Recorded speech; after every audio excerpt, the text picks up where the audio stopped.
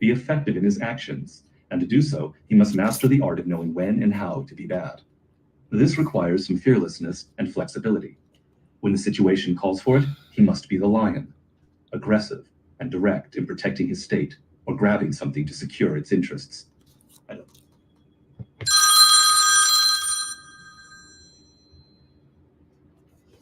Hello. Hey, Rhythm. Good morning.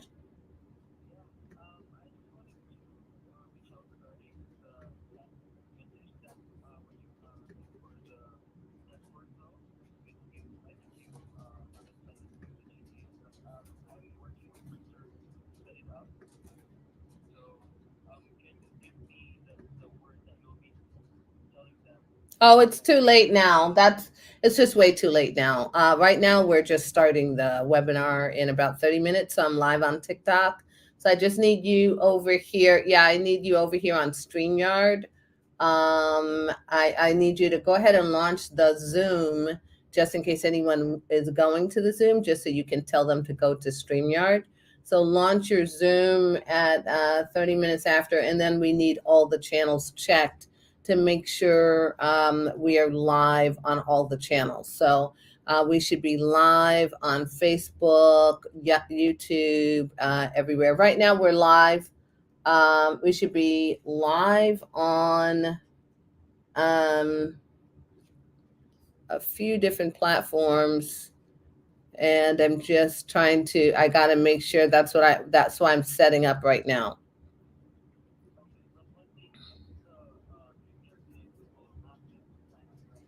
I know, that's why I changed it. The form, that's why I changed your form. So it just only asks for an email. And then when they go to StreamYard, it asks for registration. But then on that same page is the same page that it'll go to for viewing as well.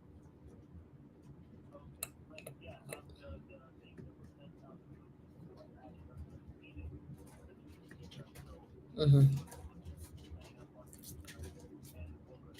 Yes. And that's what we're here on the StreamYard. Mm-hmm. They never saw the Zoom link then?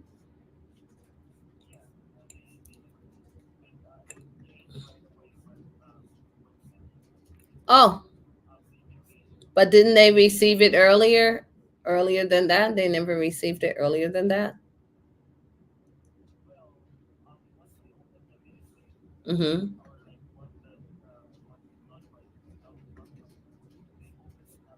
Mm-hmm. Okay.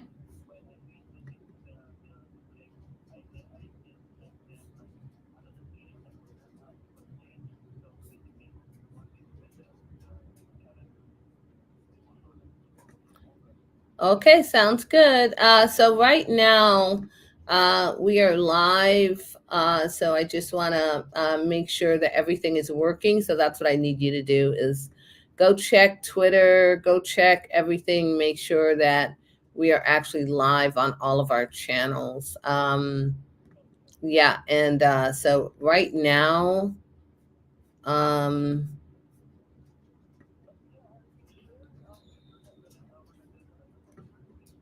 it's too late. It's levelupadvisors.com. That's it. It's too late for that strategy. Yeah, levelupadvisors.com. That's where everybody goes to sign up. So, yeah, that's it.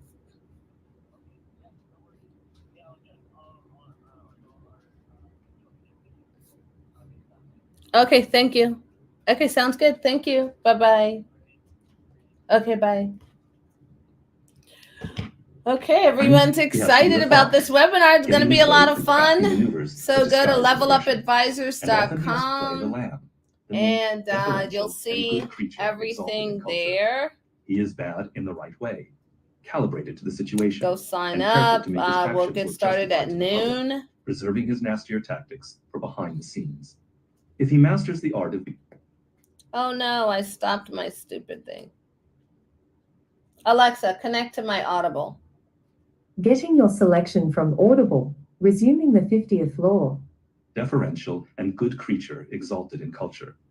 He is bad in the right way, calibrated to the situation, and careful to make his actions look justified to the public, reserving his nastier tactics for behind the scenes.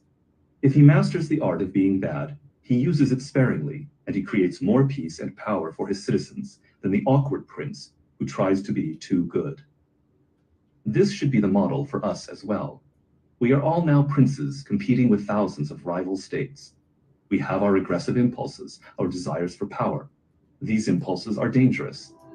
If we act upon them unconsciously or awkwardly, we can create endless problems for ourselves. We must learn to recognize the situations that require assertive yet controlled actions, and which mode of attack, fox or lion, is suitable. The following are the most common foes and scenarios that you will encounter in which some form of badness is required to defend or advance yourself. Aggressors.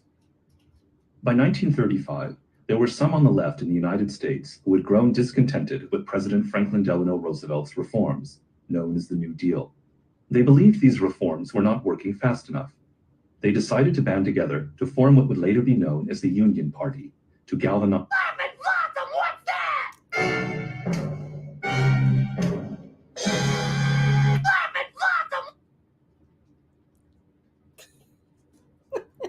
I hope that I did not just stop this thing.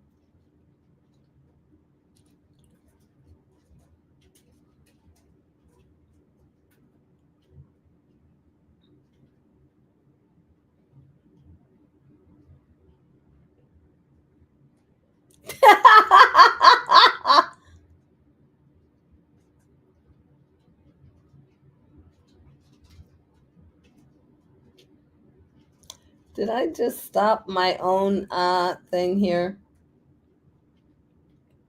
What's that?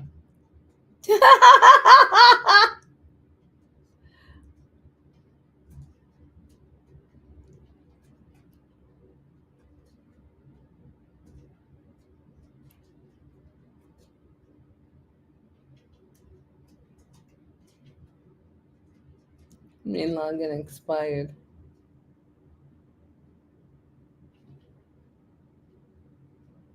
I'm confused now. Log out because this is a mess.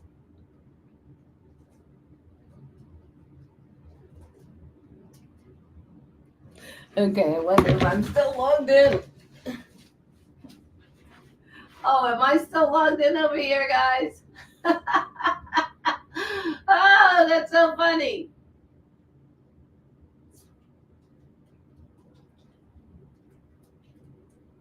That's so funny. Okay. Hi.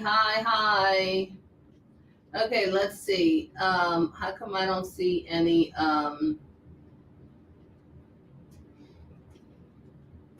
okay, so I'm still live. Let's see. Okay, I don't want to mess that up. So funny. Alexa, resume. Resuming Bluetooth. Alexa, resume my Audible. Getting your selection from Audible. Resuming the 50th law. As the Union Party, to galvanize this discontent. They were going to run against FDR in 1936, and the threat was very real that they would gain enough support to throw the election to the Republicans. Within this group was Huey Long, the great populist senator from Louisiana, and Father Charles Coughlin, a Catholic priest who had a popular radio program. Their ideas were vaguely socialistic and appealed to many who felt disenfranchised during the Great Depression.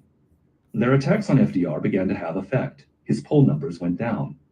Feeling emboldened, they became even more aggressive and relentless in their campaign. In the midst of this, FDR remained mostly silent, letting them fill the air with their charges and threats. His advisors panicked. They felt he was being too passive. But for Roosevelt, it was part of a plan. He felt certain that the public would grow tired of their shrill attacks as the months went on.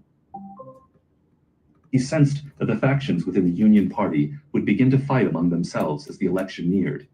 He ordered his surrogates to not attack these men. At the same time, he went to work behind the scenes. In Louisiana, he fired as many long supporters working for the government as possible and replaced them with those on his side. He launched detailed investigations into the senator's dubious financial affairs. With Coughlin, he worked to isolate him from other notable Catholic priests, making him look like a fringe radical. He introduced laws that forced Coughlin to get an operating permit to broadcast his shows. The government found reasons to deny his requests and temporarily silenced him. All of this served to confuse and frighten FDR's foes. As he had predicted, the party began to splinter and the public lost interest. Roosevelt won the 1936 election in an unprecedented landslide. FDR had understood the basic principle in squaring off against aggressors who are direct and relentless. If you meet them head-on, you are forced to fight on their terms. Unless you happen to be an aggressive type, you are generally at a disadvantage against those who have simple ideas and fierce energy. It is best to fight them in an indirect manner, concealing your intentions and doing what you can behind the scenes, hidden from the public, to create obstacles and sow confusion. Instead of reacting, you must give aggressors some space to go further with their attacks, getting them to expose themselves in the process and provide you plenty of juicy targets to hit. If you become too active and forceful in response, you look defensive. You are playing the fox to their lion, remaining cool and calculating, doing whatever you can to make them more emotional and baiting them to fall apart through their own reckless energy. Passive aggressors. These types are masters at disguise. They present themselves as weak and helpless, or highly moral and righteous, or friendly and ingratiating. This makes them hard to pick out at first glance. They send all kinds of mixed signals, alternating between friendly, cool, and hostile, creating confusion and conflicting emotions. If you try to call them on their behavior, they use this confusion to make you feel guilty, as if you were the one who is the source of the problem. Once you are drawn into their dramas, with your emotions engaged, it can be very difficult to detach yourself. The key is recognizing them in time to take appropriate action. When the Grand Duchess Catherine, future Empress of Russia, Catherine the Great, met her husband-to-be, Peter, she felt he was an innocent child at heart. He continued to play with toy soldiers and had a petulant, moody temperament. Then shortly after their marriage in 1745, she began to detect a different side to his character. In private, they got along well enough, but then she would hear from secondhand sources all kinds of nasty stories about how he had regretted their marriage and how he preferred her chambermaid. What was she to believe, these stories or his geniality when they were together? After he became Tsar Peter III, he would graciously invite Catherine to visit him in the morning, but then he would ignore her.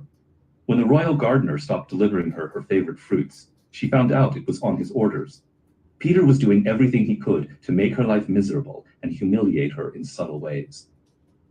Fortunately, Catherine figured out early on that he was a master manipulator. His childish exterior was clearly there to distract attention from his petty, vindictive core. His goal, she believed, was to bait her into doing something rash that would give him an excuse to isolate or get rid of her. She decided to bide her time, be as gracious as possible, and win over some key allies in the court and the military, many of whom had come to despise the Tsar. Finally, certain of her allies' support, she instigated a coup that would get rid of him once and for all. When it became clear that the military had sided with Catherine and that he was to be arrested, Peter started to beg and plead with her. He would change his ways and they would rule together. She did not reply.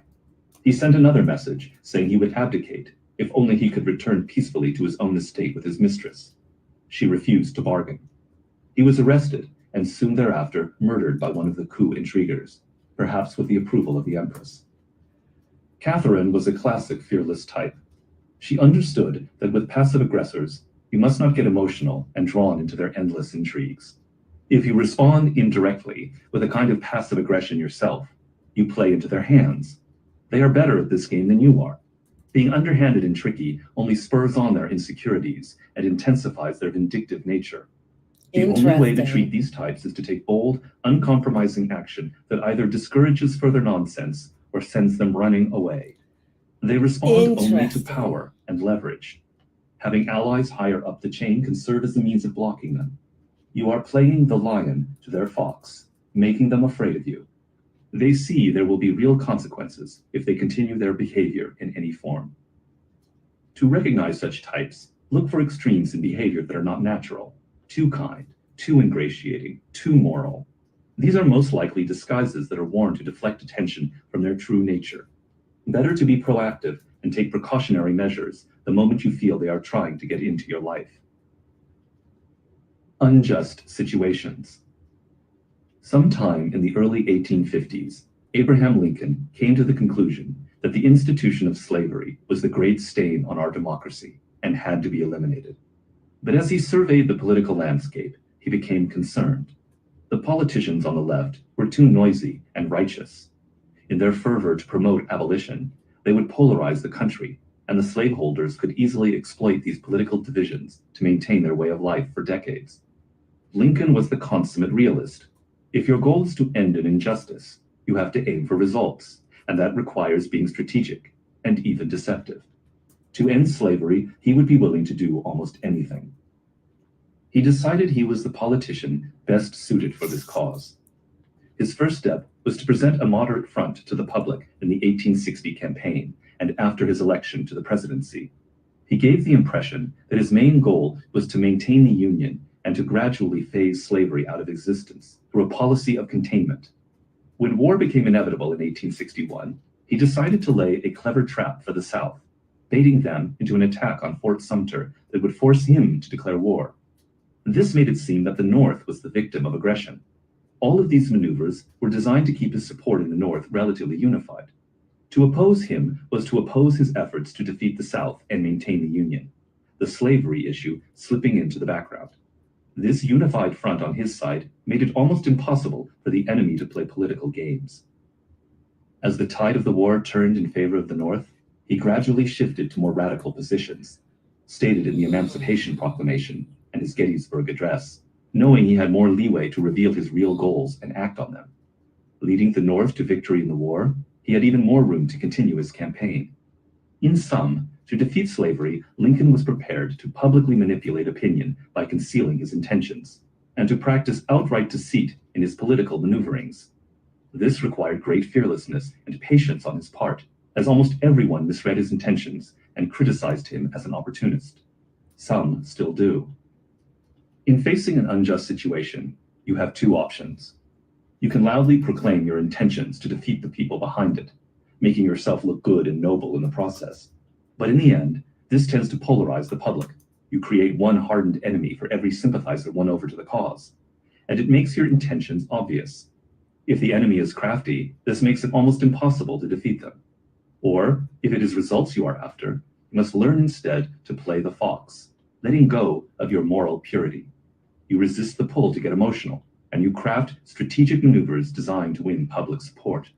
You shift your position to suit the circumstance, baiting the enemy into actions that will win you sympathy. You conceal your intentions. Think of it as war. Short of unnecessary violence, you are called to do whatever it takes to defeat the enemy.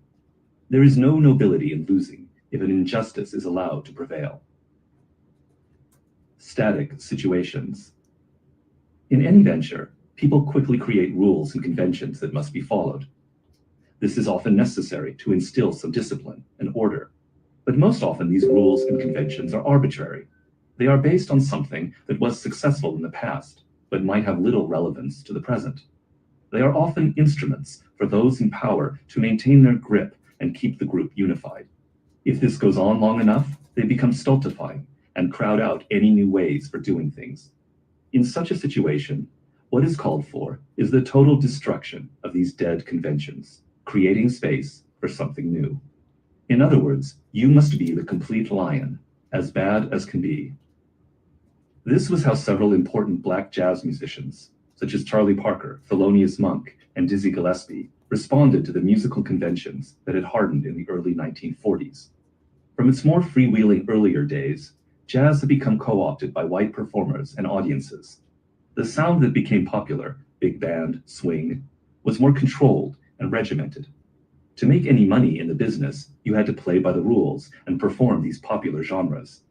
But even those black musicians who followed the conventions were still paid considerably less than their white counterparts. The only way around this oppressive situation was to destroy it with a completely new sound. In this case, with something that later became known as bebop. This new genre went against all the current conventions. The music was wild and improvisatory. As it became popular, it gave these musicians some space to perform on their own terms and some control over their careers. Now the static situation was broken, and the field was left open to the great jazz innovations of the 1950s and 60s. In general, you must be less respectful of the rules that other people have established.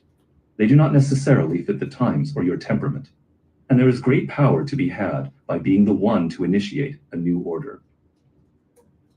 Impossible dynamics. Sometimes in life, you find yourself in a negative situation that cannot be improved no matter what you do. You might find yourself working for people who are irrational. Their actions seem to serve no purpose apart from imposing their power and making you miserable. Everything you do is wrong. Or it could be a relationship in which you are constantly forced to rescue a person. This usually involves types who present themselves as weak victims in need of attention and assistance. They stir up a lot of drama around them. No matter what you do, the need to be rescued keeps recurring. You can recognize this dynamic by your emotional need to somehow solve the problem, mixed with your complete frustration in finding any kind of reasonable answer. In truth, the only viable solution is to terminate the relationship. No arguing, no bargaining, no compromising. You leave the job. There are always others. You leave the person who is tormenting you with as much finality as possible. Resist the temptation to feel any guilt. You need to create as much distance as possible so they cannot inveigle these emotions into you. They must become dead to you so you can go on with your life. Reversal of perspective. The problem with confrontational moments, and why we often seek to avoid them, is that they churn up a lot of unpleasant emotions. We feel personally aggrieved that someone is trying to hurt or harm us. This makes us wonder about ourselves and feel insecure. Did we deserve this in some way? If we go through a few of these unpleasant We'll be moments, live we become in increasingly skittish. 15 But this minutes is really a problem of perception. In our own inner turmoil, we tend to exaggerate the levelupadvisors.com. negative So thank you for intentions of our joining me. opponents. In general, we take Levelupadvisors.com. conflicts Go far too register personally. right now. People have Or problems you can hear and me traumas talk that right they here. carry You with don't them have to from go their childhood anywhere. on. I'll be Most starting often, right when we around do something to noon. harm or block us, it really does not directed at us Levelupadvisors.com. So personally. excited that It you're comes here. from This some is going to be a unfinished lot of business fun. from the past or deep insecurities. We happen to cross their path at the wrong We moment. talk about real estate, It and is more real essential estate, that you develop a and reverse how perspective. to make money, Life how to naturally get involves passive conflicting income, how interests. to People have their own replace issues your and income own at your agendas, job, and how they collide to with yours. replace Instead of your taking this personally or slow concerning yourself with 401k people's and make it grow intentions, faster, you must simply how work to to protect and do advance all of yourself in those this things. competitive game, And this we're bloody always coming arena. up with new strategies on how Focus to your do that. attention on their So maneuvers that's and how what to we're going to deflect be them. discussing When you today have to on this resort to something Saturday in that my isn't master conventionally moral, class. it is just another It's maneuver been a you are while. executing in the game. Nothing to feel guilty about. You accept human nature and the idea that people will resort to aggression. This calm, detached perspective will Okay, make it that so much thank easier you, to design Rhythm, the perfect for letting me strategy know that for I am blunting their live aggression. on YouTube. With your emotions In about unscathed by these 15 battles, minutes, we'll be you will able to grow go accustomed live to on the them others and will even take at some pleasure noon in fighting them exactly. And the reason why that The is following is a quote from Marcus because I Aurelius. can't change the In time. the ring, our opponents can gouge us with their nails or butt us with their heads and leave a bruise. But we don't denounce them for it, or get upset with them, or regard them from then on as violent types. We just keep an eye on them, not out of hatred or suspicion, just keeping a friendly distance. We need to do that in other areas. We need to excuse what our sparring partners do and just keep our distance without suspicion or hatred. Chapter 6.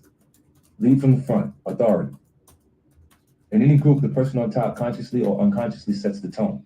If leaders are fearful, hesitant to take any risk, or overly concerned with their egos and reputation, then this invariably filters its way through the entire group and makes effective action impossible. Complaining and haranguing people to work harder has a counterproductive effect. You must adopt the opposite style. Imbue your troops with the proper spirit through your actions, not words.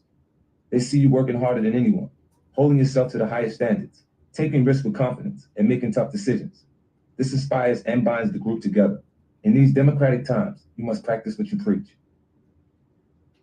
The Hustler King. The following is a quote from General William T. Sherman. No man can properly command an army from the rear. He must be at the front, at the very head of the army. He must be seen there, and the effect of his mind and personal energy must be felt by every officer and man present with it. By the spring of 1991, young Curtis Jackson had proved himself to be one of the savviest hustlers in the neighborhood. His pool of repeat customers had increased to a point where he had to hire his own crew to keep up with their demand. But as he knew, nothing good ever lasts too long in the hood. Just as Curtis was making plans to expand his business, an older hustler named Wayne began to make threatening gestures towards him. Wayne had recently returned to the streets from prison. He was determined to make as much money as fast as possible and then dominate the local drug trade. Curtis, it seemed, was his main rival. He tried to intimidate the younger hustler, warning him that he better curtail his operations or pay a price. Curtis ignored him. Then Wayne decided to up the ante. He sent out word on the street that he was going to have Curtis killed. Curtis had seen this happen before, and he knew what would happen next. Wayne would never do the job himself. He could not risk a return to prison. Instead, he was banking on the fact that some young kid would hear of his desire to kill Curtis, and, eager to gain some street credibility, would take it upon himself to do the dirty work.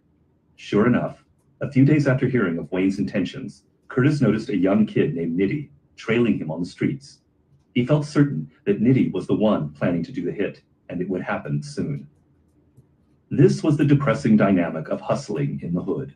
The more success a hustler Hustling in the had, hood. the more he attracted the wrong kind of You attention. think real estate is hustling Unless in he the inspired hood? some I fear don't and know. terror, I think it rivals would keep is. coming at him, trying to take what I he had, think you could be and continually pretty threaten his crazy position on the out here streets. in the real estate Once that world. started to happen, the once successful I dealer think some would find people himself are drawn out into a here cycle of talking violence, about what they're reprisals, and time ahead. about stuff that they learned There were from a few other hustlers, people, however, who had and they're somehow not managed to rise actually above talking this about dynamic. stuff that they're In the hood, doing right they were now. like kings. Just hearing their names or seeing them on the street would elicit a gut Mhm. reaction, a mix of fright and admiration. What elevated them above others was a series of actions they had taken in the past that demonstrated they were fearless and smart. Their maneuvers would be unpredictable and all the more terrifying for it. If people thought of challenging them, they would quickly remember what these types had done in other circumstances and back off. All of this would give them an aura of power and mystery. Instead of challengers on all sides, they would have disciples ready to follow them as far as they wanted. If Curtis saw himself as the kingly type, it was time now to show it to others, as dramatically as possible. With death staring him in the face, he worked to control his emotions and thought long and hard about the dilemma that Wayne had posed. If he came after Wayne to kill him first, Wayne would be ready and would have the perfect excuse to kill Curtis in self-defense. If instead he went after Nitty and killed him, the police would catch Curtis and he would end up in prison for a long time, an equally fortunate result for Wayne. And if he did nothing, Nitty would finish him off. But Wayne's strategy had a fatal flaw: his fear of doing the job with his own hands. He was no king himself, but just another frightened hustler pretending to be tough. Curtis would come after him from an unexpected angle and turn everything around. Without wasting any more time, he asked a member of his crew named Tony to accompany him that afternoon. Together they surprised Nitty on the street, and while Tony held him, Curtis slashed the kid in the face with a razor blade. He did it just deep enough to send him screaming to the hospital and to leave a nice scar for a while. Then, a few hours later, he and Tony found Wayne's empty car and shot it up, an ambiguous message that meant either they hoped he was inside or they were taunting him to come out and attack them in the open. The following day, 50 the is dominoes no fell joke. just as Curtis thought they would. Nitty sought out Wayne, expecting that the two of them would then go together to exact revenge I on guess Curtis. 50's not a After all, wankster. Wayne had been They attacked talked as well. about Ja Rule Wayne, earlier however, in this. still insisted Yes, the we kid are be going to alone. talk about real estate Now very Nitty could see soon. through the game. He Right was now, just I'm a patsy listening to do the this dirty work, book. and Wayne was not as tough as he had made himself out to Oh be. my goodness, Nitty would have 50. nothing more to do with him, but he was also too afraid to take on Curtis by A great himself. American decided he could businessman. live That's with a what star. he is. Wayne was now in a delicate position. If he asked someone else to do the job, it would start to look like what it was: a man too scared to do it himself. Better to let the whole thing just go away. In the days to come, the hood was abuzz with the story of what had happened. Young Curtis had outmaneuvered and outsmarted the older rival. Unlike the latter, he was unafraid to do the violence himself. What he had done was bold and dramatic. It had come out of nowhere. Every time people would see Nitty on the streets with a long scar on his face, they were reminded of the incident. Yeesh. Rivals would now have to think twice before challenging his status. He showed he was tough and crafty, and those in his crew were duly impressed with his sang-froid and how he had turned the situation around. They now saw him differently, as somebody who could last in this jungle and was worth following. Okay. Curtis followed this up with other similar actions, and slowly he elevated himself above the other hustlers. Now there were younger ones who looked up to him and would soon form the core of a devoted band of disciples who would help him in his transition into music. After the success of his first album in 2003, Curtis, now known as 50 Cent, began to realize his dream of forging a business empire. But as this took shape in the months and years to follow, he began to feel that something was wrong. It would be natural to believe that with his current position and fame, those working for him would simply follow his lead and do what he wanted. But his It's whole so life crazy been a how he lesson just in comes the out opposite. telling us People everything that he continually did take from you. to get to They the doubt their top. powers And this is challenge why I you. love listening to In this environment, autobiographies, his executives and managers were especially not trying to of take his money or contemporary his life, history, but rather he had the feeling they were because nibbling we away at always his listen power, to this trying to soften history his about image other and make him people, more corporate like and that are predictable. 100 years old If he or let this go on, 150 he years would old. lose the only But quality this that guy made is him still different, here right now. his propensity Okay, to I take risks love and do this. the unexpected. He You might listen become to a safe recent investment, history of but he would people. no longer be a What's leader Jeff and a Bezos creative doing force. right now? In this world, you cannot relax and rest on your name, your past achievements, your title. You have to fight to impose your difference and compel people to follow your lead. Okay, All of these thoughts became painfully clear to him in the summer of 2007. okay. His third album, Curtis, was to be released in September of that year, and everyone seemed to be asleep. The record label, Interscope, was Asleep. acting as if the album would sell itself. His management team had put together a marketing campaign I don't that even he felt remember was that too tame, album. Do you? passive, and corporate. They were trying to control What's on too that much. album? In the club? Then one August afternoon, an employee at G-Unit Records, 50's own label within Interscope, told him that a video from the upcoming album somehow just got leaked to the internet. I never If it knew spread, that G it would Unit mess was up the inside carefully Interscope. orchestrated Did you rollout of know that? songs I did that not he know planned that. that month. 50 was the first to Just hear of this, and after so contemplating smart. what to do next, he decided it was finally time to shake up the dynamic, do the unpredictable, and play the part of the hustler king. He called into his office his radio and internet team at G-Unit. Instead of working to contain the G viral spread Unit. of the Okay, video, we're gonna talk the about usual real estate, response to guys. such a If you problem just got and what here, management would we're gonna advocate, talk about real he ordered estate them in to about surreptitiously leak it to other 5 sites minutes or and let it less. spread like wildfire. Please go On top of to this move, they created the following story to tell our journalists for link public to consumption. register so When you can 50 heard of see the the leak, he presentation flew into a wild on rage. He threw his phone the at the window stream, with such force live he cracked stream, it. and you can see the He tore presentation. the Go to plasma TV off the wall and smashed it into levelupadvisors.com. pieces. That's He left the building in a levelupadvisors.com and the and last thing sign they heard him up yelling so was that he you was can shutting it get all to the down and going on presentation. vacation. And we are going to That talk about evening, the at 5 50's orders, things. they had the maintenance man for the The building reason why I'm take playing pictures of this, the damage, Alexa, pause. all faked for The this purpose, reason, and then leaked the Alexa, photos. pause. Alexa, pause. The reason why I find this is called the 50th Law that we've been listening to.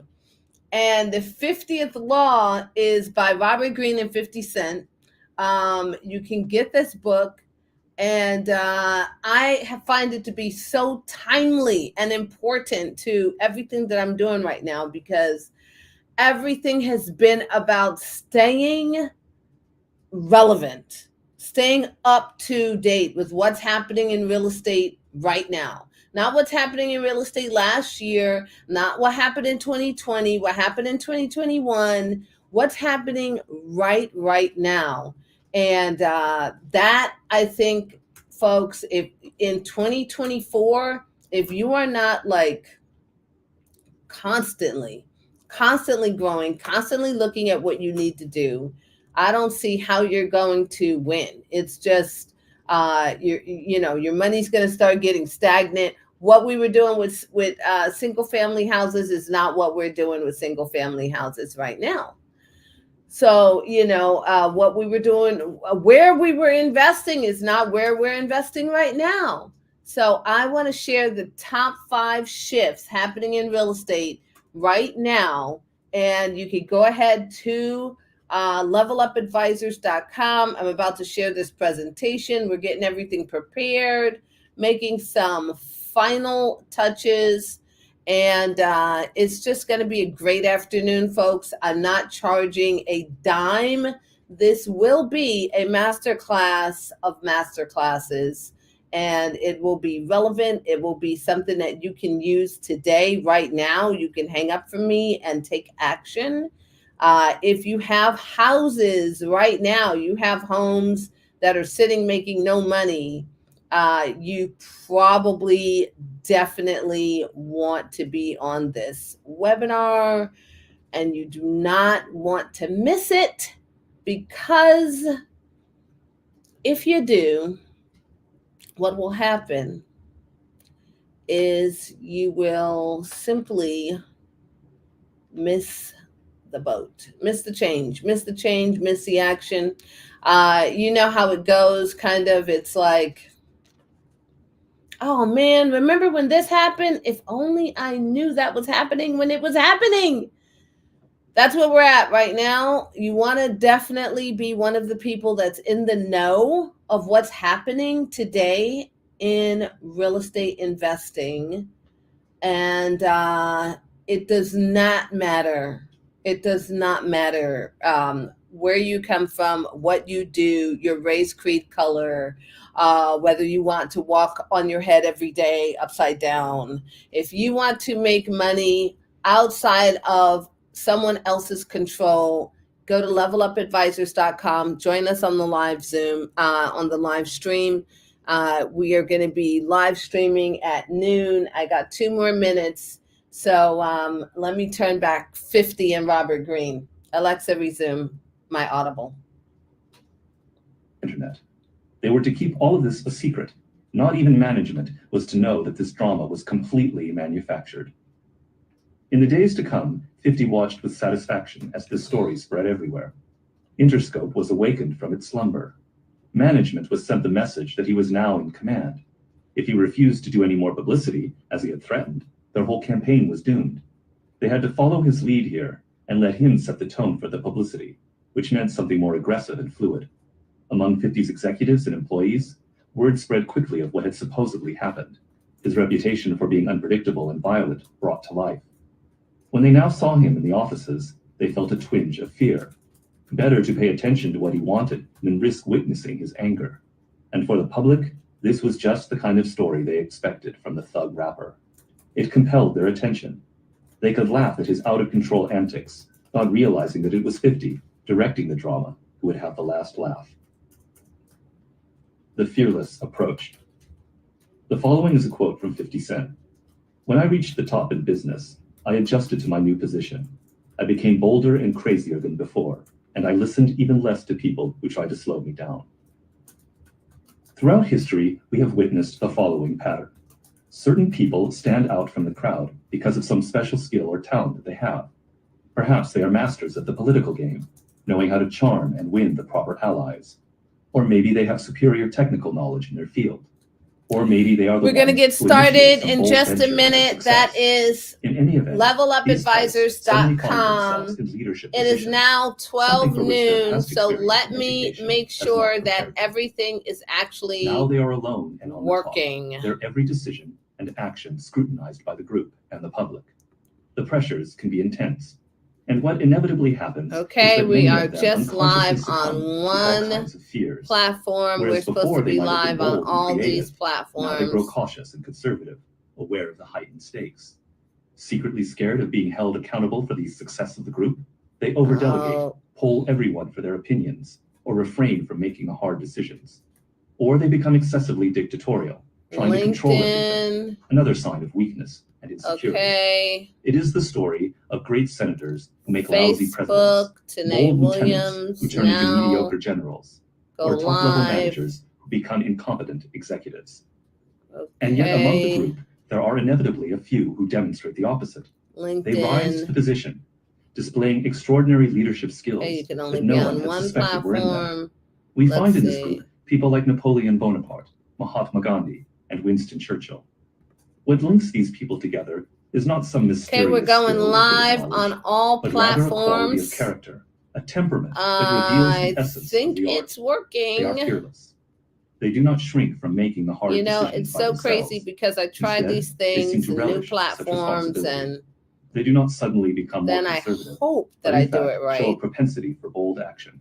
Okay, exhibit we are tremendous grace live under fire. on multiple Such platforms, types I come to believe. understand in various ways I that a believe. leader has a unique power that generally goes untapped. Any Okay, group and then tends we to want to assume go the spirit live and energy here. of the person on top. If that person is weak and passive, then the group tends to splinter into factions. If such leaders lack confidence, their insecurities tend to filter their way down the line. Their nervous, fretful moods put everyone on edge. But there is always the opposite possibility. A leader who is audacious, out in front, and setting the tone and agenda for the group sparks a higher energy level and confidence. Such a person on top does not need to yell or push people around. Those below want to follow his or her lead because it is strong and inspiring. In war, where leadership skills are more immediately apparent and necessary because lives are at stake, we can Well, how do you distinguish start two the stupid leadership thing? styles: from behind Okay, or from guys, the it front. is 12 The former o'clock, type of general likes to stay in his tent or headquarters and bark out orders, and we feeling that having are such distance ready to makes it easier go. to command. This style can also mean involving lieutenants and other generals in important decisions, choosing to lead by committee. In both cases, the commander is trying to hide himself from Okay, I'm scrutiny, just going to give it accountability, and about danger. 5 minutes. I The think greatest all of generals you in guys history, however, for are technology to invariably work. those who lead from the front Let's and by see. themselves. They can be seen by the troops at the head of the army, exposing Let's themselves to the see. same fate as any foot soldier. The Duke of Wellington said that the mere appearance of Napoleon Bonaparte Alexa, at the head stop. Okay, we are going to talk about the 5 major shifts happening right now. Let me talk to my assistant real quick and make sure we are on track to do stuff.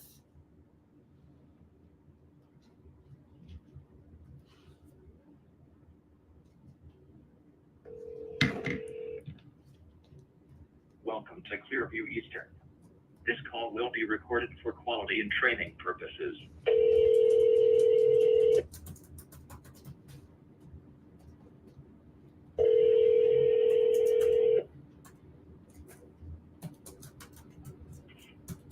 Hi, Tanae. Hi, are we live everywhere? Have you gone to the link, sign up and see if everything works?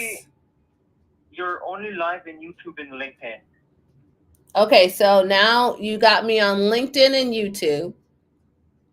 Yes, let me. Okay. With other social media accounts, you're not. Yeah, but I know you think I'm not, but I just set it up. So we got to check. Okay. Yeah. So check Facebook for me and make sure we're live. Okay. Do you see Facebook there? Is it live?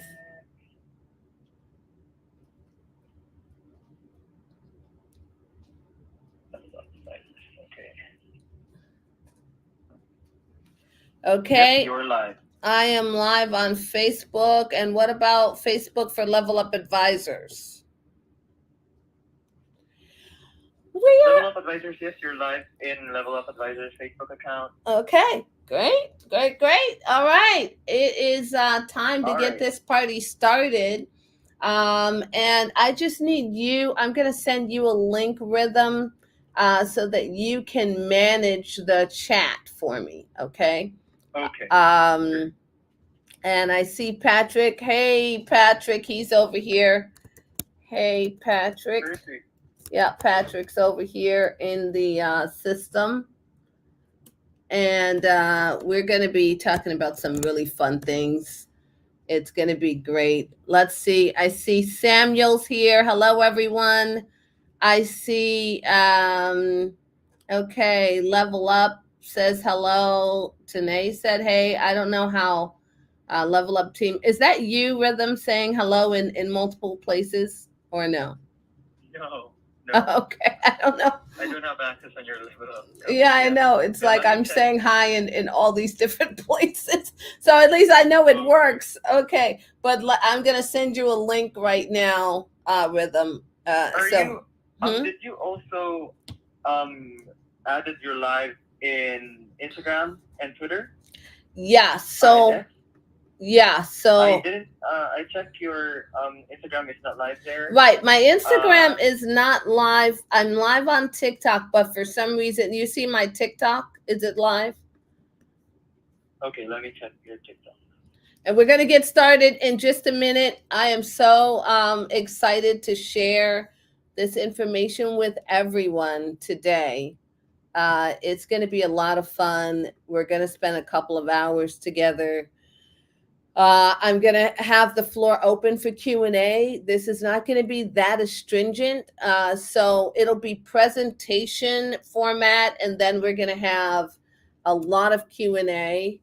Okay, so we'll open up the floor for that.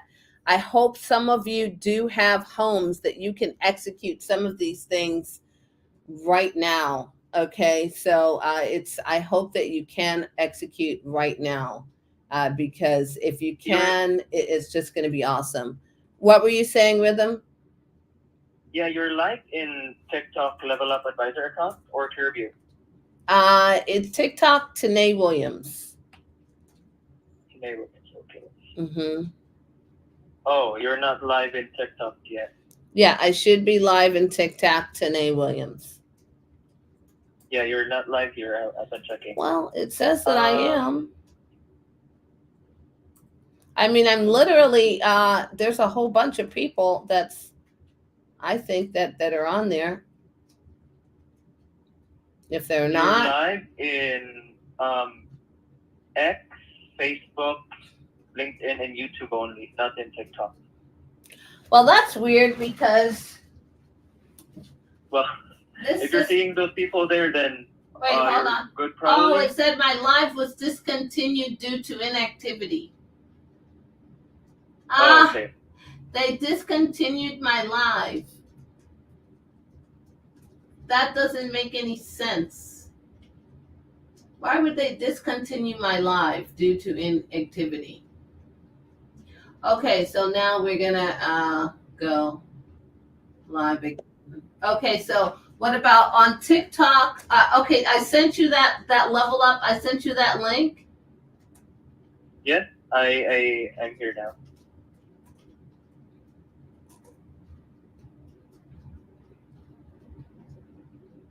Okay, 1 second. All right, so I'm not live. You're right, I'm not live here, and now I've got to make the live again.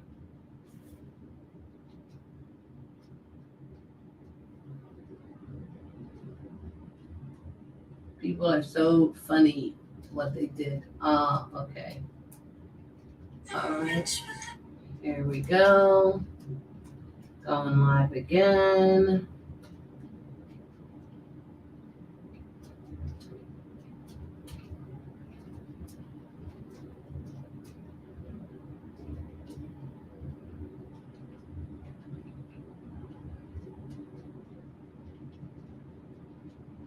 You're live in X as well.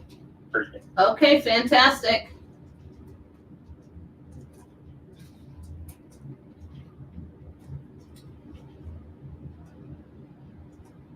All right, so we're going to get started here.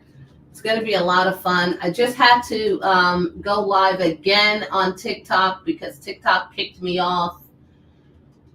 I think somebody might have kicked me off.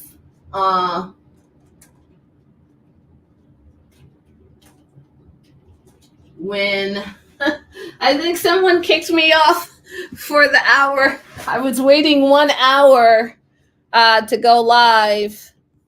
Okay, so Rhythm, you are here backstage. Can you see the people that are on here?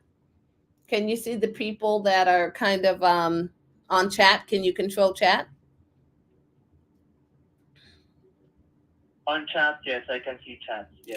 Can you control it so you can respond to people? Yes, I can. Yeah. Okay, great. Welcome, everyone. It is Saturday, June 6th, and we're going to have a ball with talking about the 5 major shifts happening in real estate right now. And I'm so happy that you found your way here today. I've got just a couple of more, I've got one more slide to add, and then we're just gonna have a lot of fun. So give me 2 seconds here to add this one last slide, and you're gonna love it. So does anyone, let's see. Okay. All right, so we're going to do that. And now we're going to go straight into this presentation.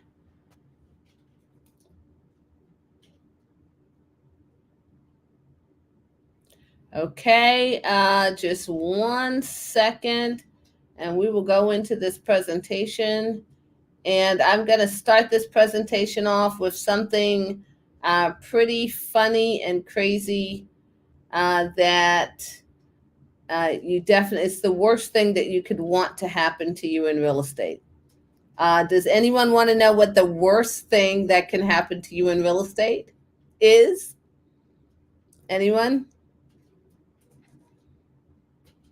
Okay, well, since I can't hear you, I'm going to show you exactly what the worst thing that can happen in real estate is. And you'll see that in just a second. So I think the worst thing that can happen to you in real estate is that you would, make the mistake of buying in the wrong town and buying in the wrong city. And you could make the mistake of buying the wrong property. So that is a thing. You could make the mistake of renting to the wrong people. That's another thing that can happen in real estate. So with all that said, let's see. Let me go ahead and share my screen so we can get this presentation started. Okay, present,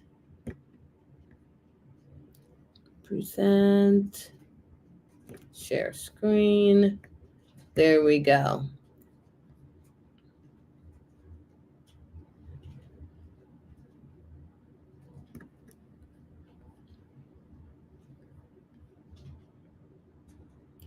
Okay.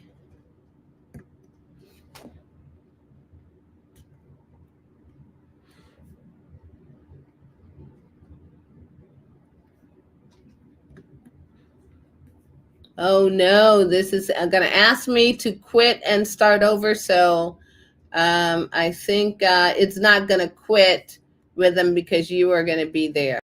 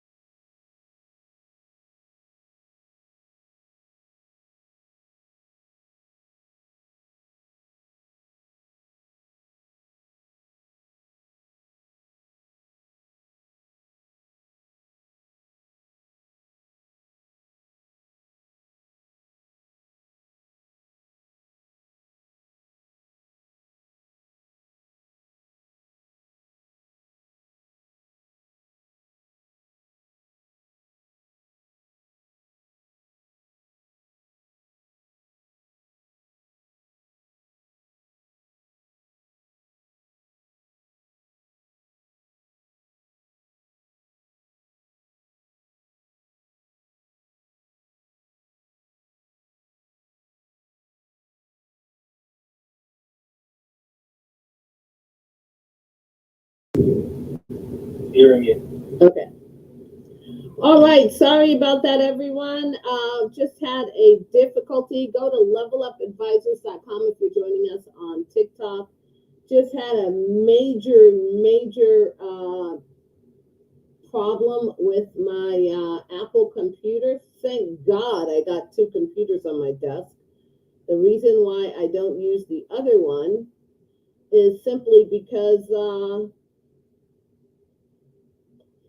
the camera doesn't work well. Okay, so we're going to get this party started. So like I said, we're talking about the 5 entire screen. Here we go. Entire screen share. Okay, and Canva and present. Okay. So as I mentioned, we are going to be talking about the 5 major things that are happening in real estate today. 5 major shifts. My name is Tanae Williams. I am the founder of Level Up Advisors, which is a coaching source.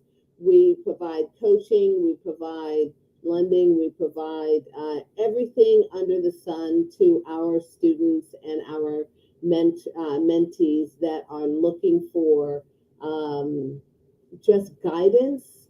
And I'll tell you a little bit about why I'm able to do that. I'm also the founder of Level Up Clearview Eastern Fund. Clearview Eastern Fund is our way of basically giving back by finding assets that are very easy to, that are already cash flowing assets. That's what we do at Clearview Eastern Fund. We buy assets with our friends and family that are cash flowing, and you'll learn a little bit about that. I'm also the founder of Forward Bound Solutions. Forward Bound Solutions is a newer company this year, and I'm going to tell you why I founded Forward Bound Solutions, as well as Gotham Capital Services. So my motto is effortlessly create passive income and unlock new tax advantages using my proprietary buy income strategy.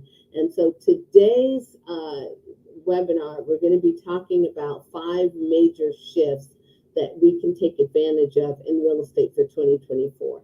So I'll be teaching you how to find, buy, fund, and fund a great real estate deal. We'll cover how to take advantage of the 300,000 immigrants who need housing in sanctuary states. We will cover how to know where to find migrants fully funded with rental income in hand. And they've got this rental income in hand for the next 12 months. We're going to talk about how to get funding for anything that you need to get funding for. We're going to talk about how to get access to grant funding and lease hotels. So that is a mouthful, so I hope you're ready. I wish that my assistant was here to fix my computer, because my computer literally just decided not to work. I don't even know how to restart it, and it's just not right. So my name is Tanae Williams, and I have been 3 decades in real estate. In those 3 decades in real estate, I've learned to, just simply find, buy, and hold real estate, because that's what I needed to do to feed my family. Being a teen mom, I had my first baby at 16 and my second at 19. And those were 2 boys. I later had a daughter at 32.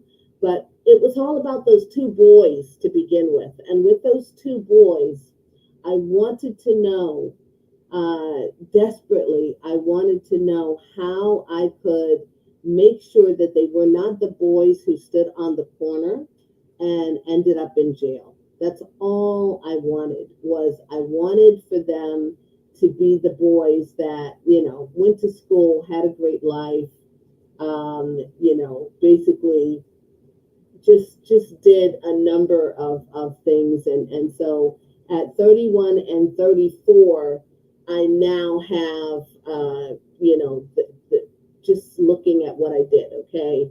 Everything that I did, all the struggles, it actually worked. And so like many of you, I'm out there just trying to find a way to make income consistent. And a long time ago, I found that the only way to make income consistent for me is through real estate. And real estate has, through funding real estate deals, I've made money. I was a mortgage broker for a number of years. I was also a mortgage lender for a few of the mortgage banks for several years. So I've been through pretty much all of it.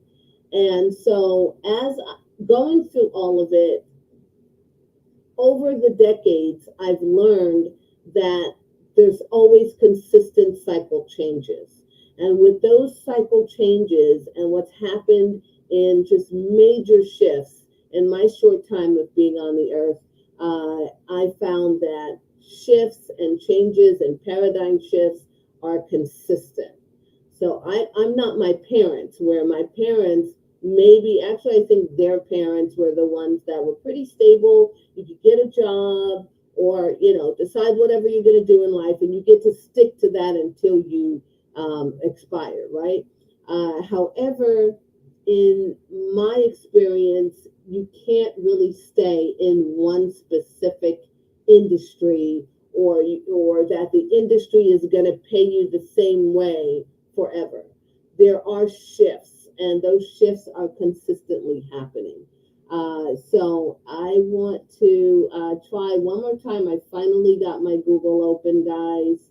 Let me try and just get back to the screen on StreamYard that I want to be on, and that will be very helpful. Because I'm live on all of these platforms, but they're probably not seeing anything.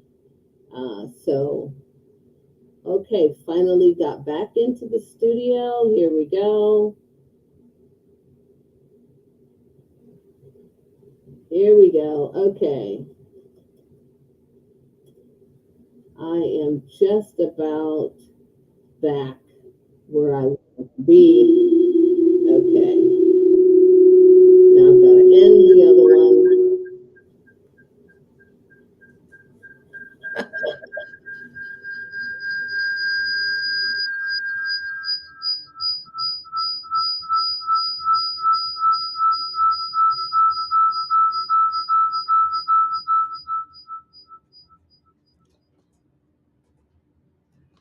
Okay, my God, I'll tell you what. Okay, so awesome to be able to deal with change. And this is the point. Change is consistent. You are not going to, everything's not always going to be perfect. I mean, for me, everything perfect looks like change. Perfect looks like continuing to just always do something new, something consistent. You know, you might be exactly in the same spot, but you're not going to be, you see all this mess I just had to deal with?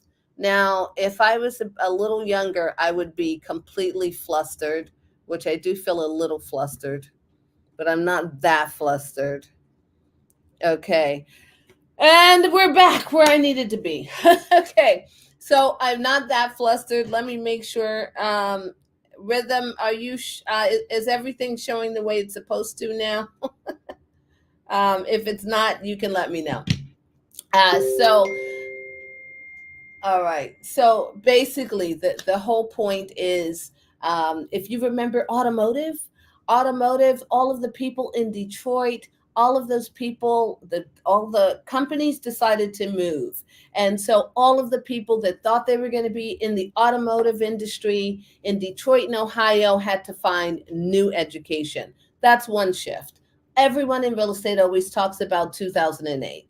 Many of us remember these, when it was, it was an 80-20. People are looking recently at 3% interest rates, and you were able to get an FHA loan at 97% just for all this time. And you could do that at a 3% interest rate. For those of you that didn't buy a house when the rates were 2 and 3%, shame on you. Okay. Shame on you, because you have to think about how you could have leveraged. I will tell you how we leveraged. I told you about my boys, and we leveraged. We were able to come back from the crash in 2008. I had a divorce. I had a mess. And we came back around 2014 looking at properties in New Jersey. And those properties in New Jersey were selling around $70,000 or $80,000, where the previous year they were selling for $200,000. $250,000 before the crash. They were selling for around $150,000 to $200,000, and now those same foreclosed properties were selling in 2014, 4 or 5 years later, for just, let's say they were $70,000, $60,000. And what was interesting is these are duplex, triplex, and fourplexes. So I saw the opportunity that instead of investing now in single family homes, I would invest in duplex, triplex, and fourplexes in Newark, New Jersey, and Irvington, New Jersey. And so with that, I thought, okay, this is how I'm going to buy the property. This is how we're going to fund the property. And this is how I'm going to get a great real estate deal. So number one, how to buy the property. Okay. How to find. Let's talk about how to find properties. The way we find properties is really, really easy. First of all, you have programs that are out there today, like I was just talking about. You still can buy a FHA loan. That's a first-time home buyer's loan. And that means that you only need 3.5% down to control a property. So, and for some of you that are with me, that follow me, this is probably going to be really basic, but I have to cover the gamut. Okay. So like I said, I'm going to talk about the 5 major shifts that are happening today in 2024. And one of those biggest shifts is that you lost the opportunity to buy at the 3 and 4% interest rates when you could just put 3.5% down, or do 100% financing. Now, I know you're like, why am I telling you about the opportunity loss? Because I want to impress upon you that you have to move. There's so many people that I know that don't move in a timely fashion. And when you don't move in a timely fashion and you wait, you miss opportunities in real estate. Especially you miss opportunities in life many times. And so I have learned, we were listening to for an hour before I started this webinar, we were listening to 50 Cent. And Robert Greene wrote a book called The 50th Law. And in the 50th Law, the entire book was about change and just how he was able to change from being a hustler, and then he got into just within being a hustler on the corner and how he had to change. So let me tell you about how that applies to our experience in real estate. We did take advantage of that 3.5%. We didn't actually move in 2014. We started looking in New Jersey in 2014. And that's just simply on Zillow. Okay, nothing special. Yes, you can find properties on Zillow. Okay, but there's a very awesome way you could find creative deals on Zillow. I'm going to share with you my free ebook at the end of this webinar, and we're going to show you how you can find FSBOs, for sale by owners. So if you registered, you're actually going to get that book automatically. And that for sale by owner on Zillow, FSBOs, or on other places, it's just a little bit easier to negotiate when the person is actually, you're talking directly to a person. But for those of you that are you're not used to talking to people, you can find a realtor. It's not going to cost you any more money to have a realtor find you a property. Now, here's what's really exciting. That 3.5% is what one son was able to do. He did an FHA loan. My other son is a veteran, so he was able to do a veteran's loan and get 100% financing. So when you think about a property that's only about, let's say, 300 to 500,000, I want you to think, what is 1% of $300,000? Calculators. 1% of $300,000 is $3,000, right? So 1% of $500,000 is $5,000. So I want you to think about all of you that have ever gone and bought a car, or which is a depreciating asset, okay, or paid for, some clothes from some designers, or did any of those things for $3,000 to $5,000. So I said 3.5% down. So that's going to cost you $9,000 plus closing costs. So let's say 10, 11,000. We bought many houses where we only needed between $11,000 and $15,000 to close on the property. And we were able to buy, on one house, we were able to buy a house for $180,000. And we just simply went to the MLS. We simply got a realtor. It was stupid easy.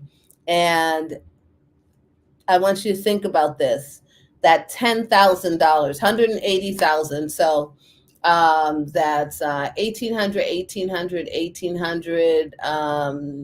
I think we spent about, let's just say 10,000 on that house, closing costs and everything. We got the seller to pay. And when you're doing, some of these loans, you can always ask the seller to pay for your closing costs. So that way you're not coming out of pocket with a lot. So now you've got that $10,000, but it's controlling $180,000. Or let's say you're buying a $300,000 house. It's going to cost you, say, $12,000 to control $300,000. I want you to think about that leverage. You are using such a small amount of money to control such a large asset. A lot of people are just thinking, oh, well, I'm going to buy a house and I'm going to live in it, and this is my forever home. I implore you never to ever think about your forever home when you are, especially like my boys were 23 and 26 when they bought their first houses. You should not be thinking about your forever home. That's why we purchased homes in Irvington, New Jersey. These are not the forever homes. We also purchased triplexes in New Jersey. Okay, so we didn't move in 2014 when they were still $80,000 or $90,000 for those triplex and fourplex. It's called a multifamily apartment complex. You can buy 4 apartments, and I want you to think about this: 4 apartments, and those 4 apartments, you live in one and you rent the other 3. So who's paying that mortgage for you? Do I need to say it? Okay, have you heard from other people talking about this? Well, I'm just going to say it my way because we saw it happen firsthand. And in 7 years, we bought those houses, not in 14, not in 15, missed those 2 years. In 16, 17, 18, just started buying with a realtor. Okay, we're not talking rocket science here. I'm not talking about lease options. I'm not talking about trying to find a FSBO and convincing them to do this and that. We used a realtor just to buy straight up VA and FHA homes. Okay, and that was one of the strategies that we used. So this is strategy number one. Don't sleep on it. There's plenty of houses online on Zillow, Realtor, Redfin, all those places, and they have realtors listed with them. All you have to do is go get pre-qualified, and you have to have 2 years of income. And with those 2 years of income, now you can take that ten to $15,000 and control 300,000. Now let me get to the point. Why does that matter? Who cares? Because what happened at the end when you sell, I have one son that's running around town with 125,000 in his pocket for the next investment, and another one that's running around with 240,000, because what happens is appreciation happens. And with that, so even though the tenants, we learned some hard lessons buying in New Jersey. It's what you call a state that is a sanctuary state, which I'm going to cover next. We're going to talk about how the paradigm has shifted. So at that time, it was buy a duplex, triplex, fourplex. Let's get it. Let's hold on to it. Let's get some renters into it. It was the time to buy FHA at 2 and 3% interest rates. Okay, so the payments were so low. But we had tenants, but sometimes it was very difficult with the tenants. That's all I got to say. So even though the payments were low, if the tenants didn't pay, we could still cover it. And if we didn't cover it through COVID and all that mess, guess what else happened? It appreciated. So the property kept going up in value. So the $180,000 property actually was sold for $567,000. I'm just going to let that sink. And one of the other properties was sold for $596,000. We bought that one. We bought one for $180,000. We bought another one for $225,000. But that sounds like a lot of money, but I just told you we only needed between $9,000 and $15,000 to close. So don't sleep, because now the rates have gone up. Okay, and it's a different time. So, the moral to that story is, yes, you can use a realtor, go find a property. The other thing, and that's still today, right now, use a realtor. But the hottest thing today that I find, bigger than anything else that I've seen in years, is that someone just getting started could go and find a property with a company that is a nonprofit organization helping you out. And that nonprofit organization is called NACA, NACA.com. You could go buy a duplex, triplex, or fourplex. Remember, no forever homes if you want to be a real estate investor. Right now, you're gonna get your forever home later. So you're gonna get a duplex, triplex, or fourplex. At least you're gonna have 1 extra apartment, 2 extra apartments, 3 extra apartments. All of those are considered residential, and you can use the same programs I'm talking about for those particular, to do exactly what I'm telling you. And I said, I'm going to talk about 5 major shifts happening today. And this, I have to talk, this is the base. This is how to find a property. I told you how to do find a realtor, how to buy it, and how to fund it. That's with a regular mortgage. Okay, so that's one strategy. Another strategy is NACA, NACA.com. And with NACA, NACA.com, they now allow you to go on there, on that website, And they are going to, if you do a purchase mortgage with them, you purchase your same duplex, triplex, or fourplex with them, your credit doesn't matter. Okay, so your credit doesn't matter. I'm going to say that again. This is happening right now, today. Now, you could have done this as well last year, but I swear to you, when we bought those homes with FHA, we did not know about the NACA program in 2016. We didn't know about that program. Now, they have been around for a number of years, but they've only been around in certain areas. And only because of social media did we find out about this program. So I'm now helping people and pointing people to go to that company, NACA, and get their mortgage through NACA, because you can now control the same thing, duplex, triplex, fourplex, in any state in the union, and you can get 100% financing. So now your $8,000 to $10,000, your $8,000 to $15,000 you have saved. Most homes in America are between $200,000 and $500,000 that you're going to buy for a duplex, triplex, and fourplex, unless you're in one of the states that we call sanctuary cities. So in those sanctuary cities, and I'm going to talk about that, I'm leading up to it. In those sanctuary cities, you can find duplex, triplex, and fourplexes as high as $700,000, as high as $1 million. I'm in Orlando, Florida. We just looked at some properties. It was a duplex. No, it was a triplex in Kissimmee. And that triplex in Kissimmee was $700,000, but it was a brand new construction. So back to NACA, and I'm not a walk-in advertisement for NACA. I just like helping people, because what it is that you have to learn how you can take a little bit of money, your savings, control more, and change your entire life. That's what this is about. This is what I've had the pleasure of doing in my life. When you you have a job that's changing because of AI, changing because the industry moves, like I was talking about the automotive people, you could be in oil, and now all of a sudden they shut down the pipelines. We saw that happen since we had the Biden administration.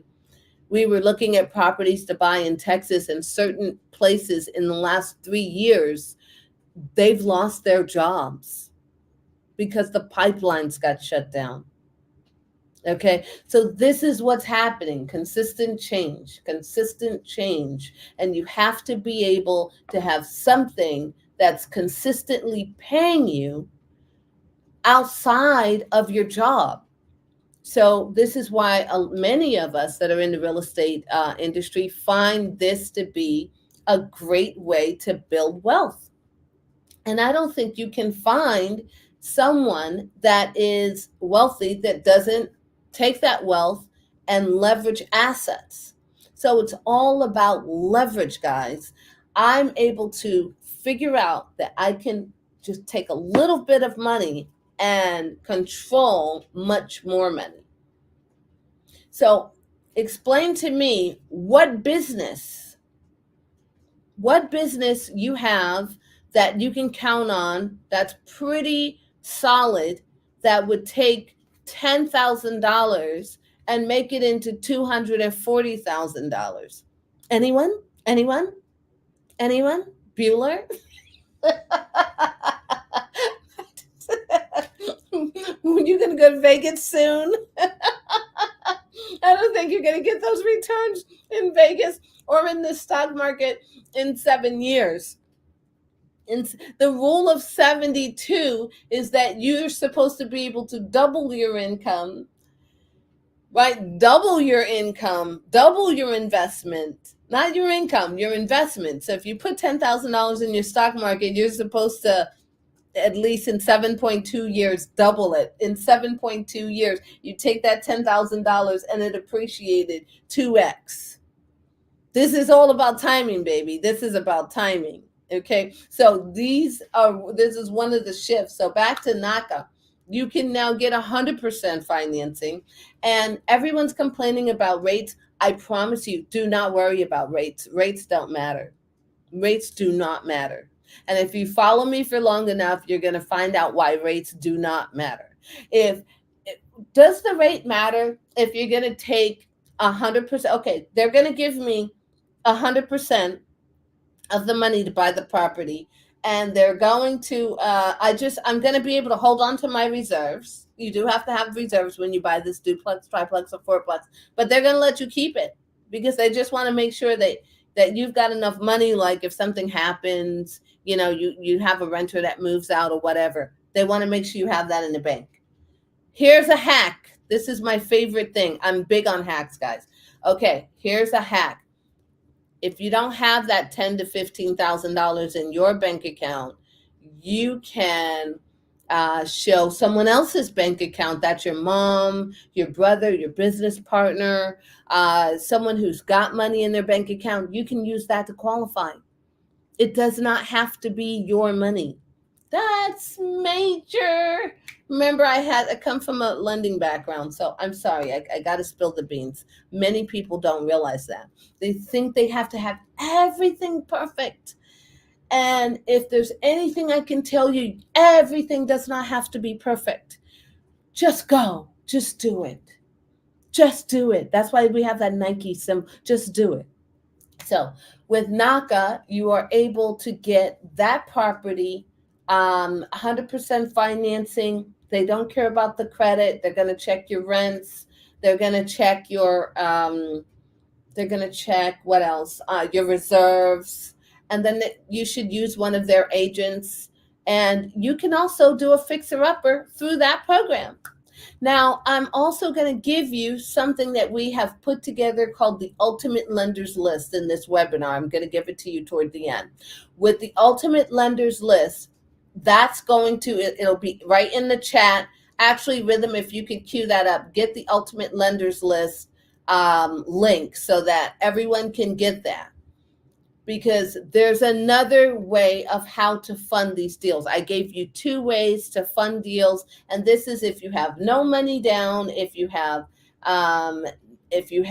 limited credit, if you're brand new and you don't want to learn real estate. I just spilled the beans. Okay, stop waiting because you're gonna miss the boat again. I don't know how long NACA is gonna be here. Okay, I don't know how long. Right now, this is what they're doing because they have a $1.3 billion settlement with Bank of America. Eventually, that money will run out. Okay, so you can learn all about that on their website.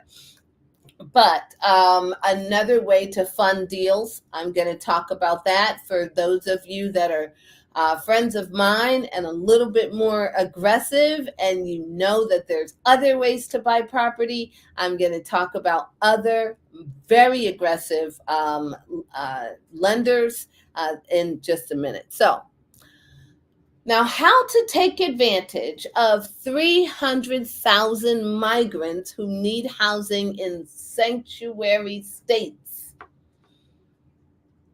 I bet you didn't know that 300,000 migrants were coming into the country a month. Maybe you've been learning about that on the news. They've been huffing and puffing about the borders. But I've got news for you. Everything is by design. Don't listen to people. Don't listen to people.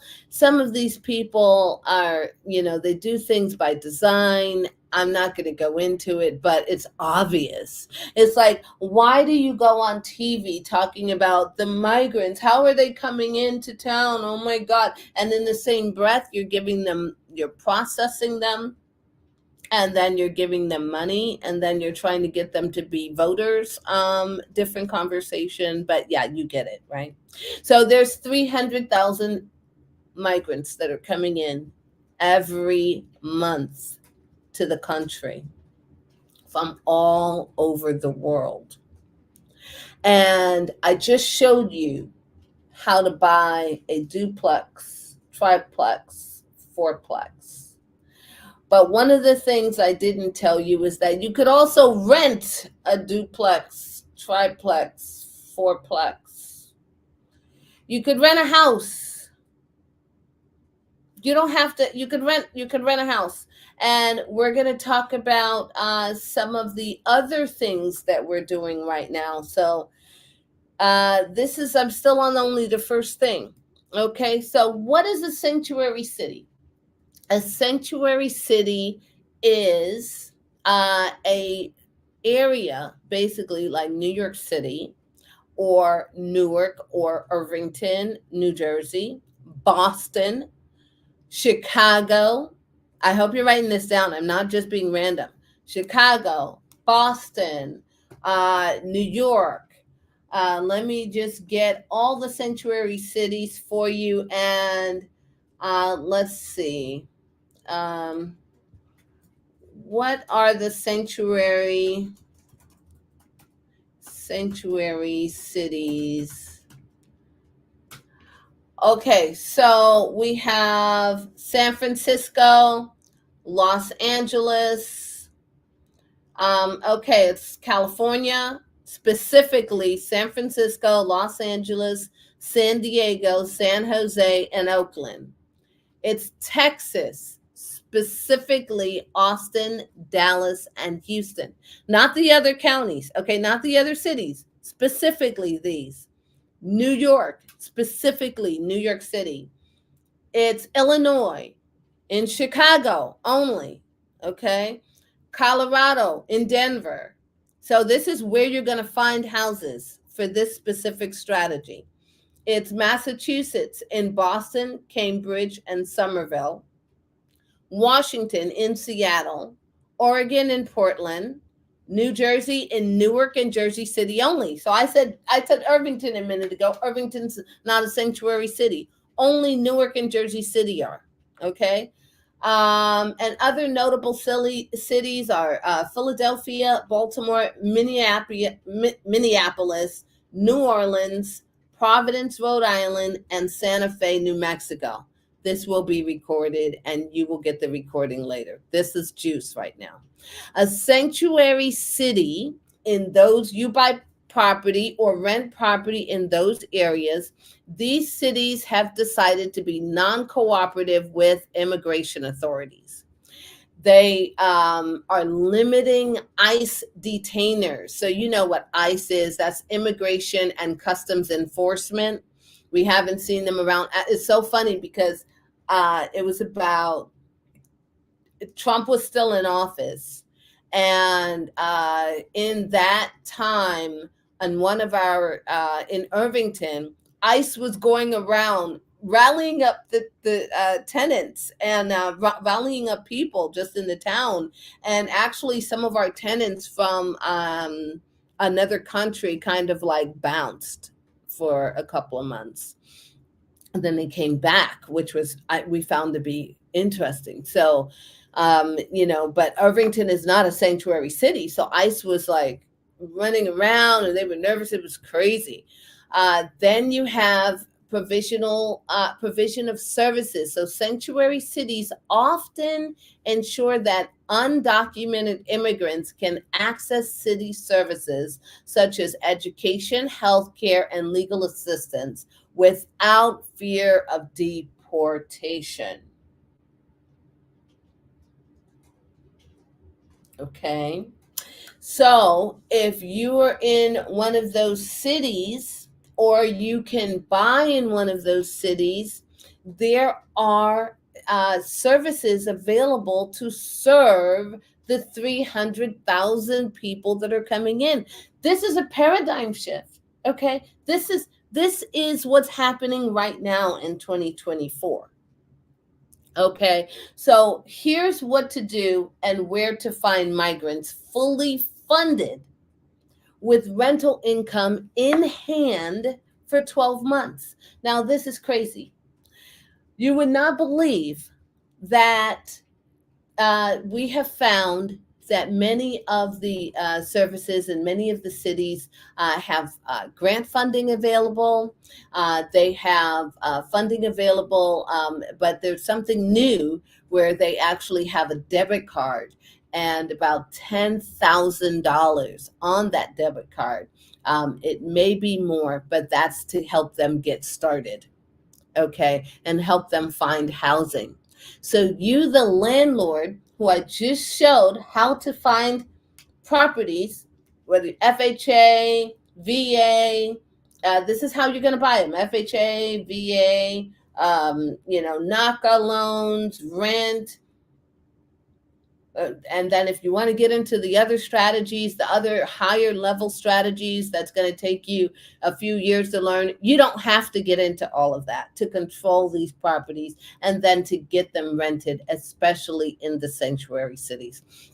So all you have to do is collaborate with your nonprofit organizations and resettlement agencies.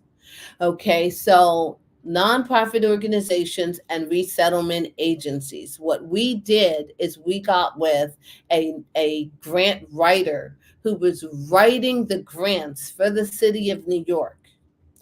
And so as they're writing the grants for the city of New York, they were looking for places to put the people coming in. So one of those nonprofit organizations, you'll be surprised, this is an organization that's been around since 1932, founded by Albert Einstein, was giving us tenants in New York City. Okay, and is currently giving us tenants in New York City. We found them a couple of years ago before everything really started to move. But since COVID, we have also, I'm going to show you how we've taken hotels and done some very interesting things with hotels, and I'll come back to that. But you want to check government and public housing programs. So that's HUD, right? Call the local agency. Ask them, what are you doing with the immigrants? What can I do to help? I have housing available. I have housing available. What funding is available? Okay, so a lot of times you won't get the right person just by calling random to the government agency. So that's why it's number 2 on the list. But community and faith-based initiatives, that's where you're really, I met a guy just recently in a diner, and he explained to me how people from the Ukraine, they had a church and they had mission activities where they were going and helping people from the Ukraine. They were physically going over there. It's a group of veterans and helping bring those people in, and those people needed housing. Okay, so that's where to find migrants, fully funded with rental income in hand for as little as 12 months. Not as for the most 12 months, for as little as 12 months, because usually they're going to use our homes for transition. Okay, so like many of the tenants that we've had, they've used them just for transition. They come in, they're there for 3 to 9 months, usually not even 12. And then they put them into housing in New York City. So they'll put them into a housing program, or they'll get funded for some other type of program. So they've got short-term money, medium-term, and long-term money available through the government agencies. And the nonprofit organizations are the ones that are abreast of these programs. You can also check your local government grant. If you go online and look up where to find grants, okay, use ChatGPT. I'm not going to give it all to you in this little today. I'll be here all day.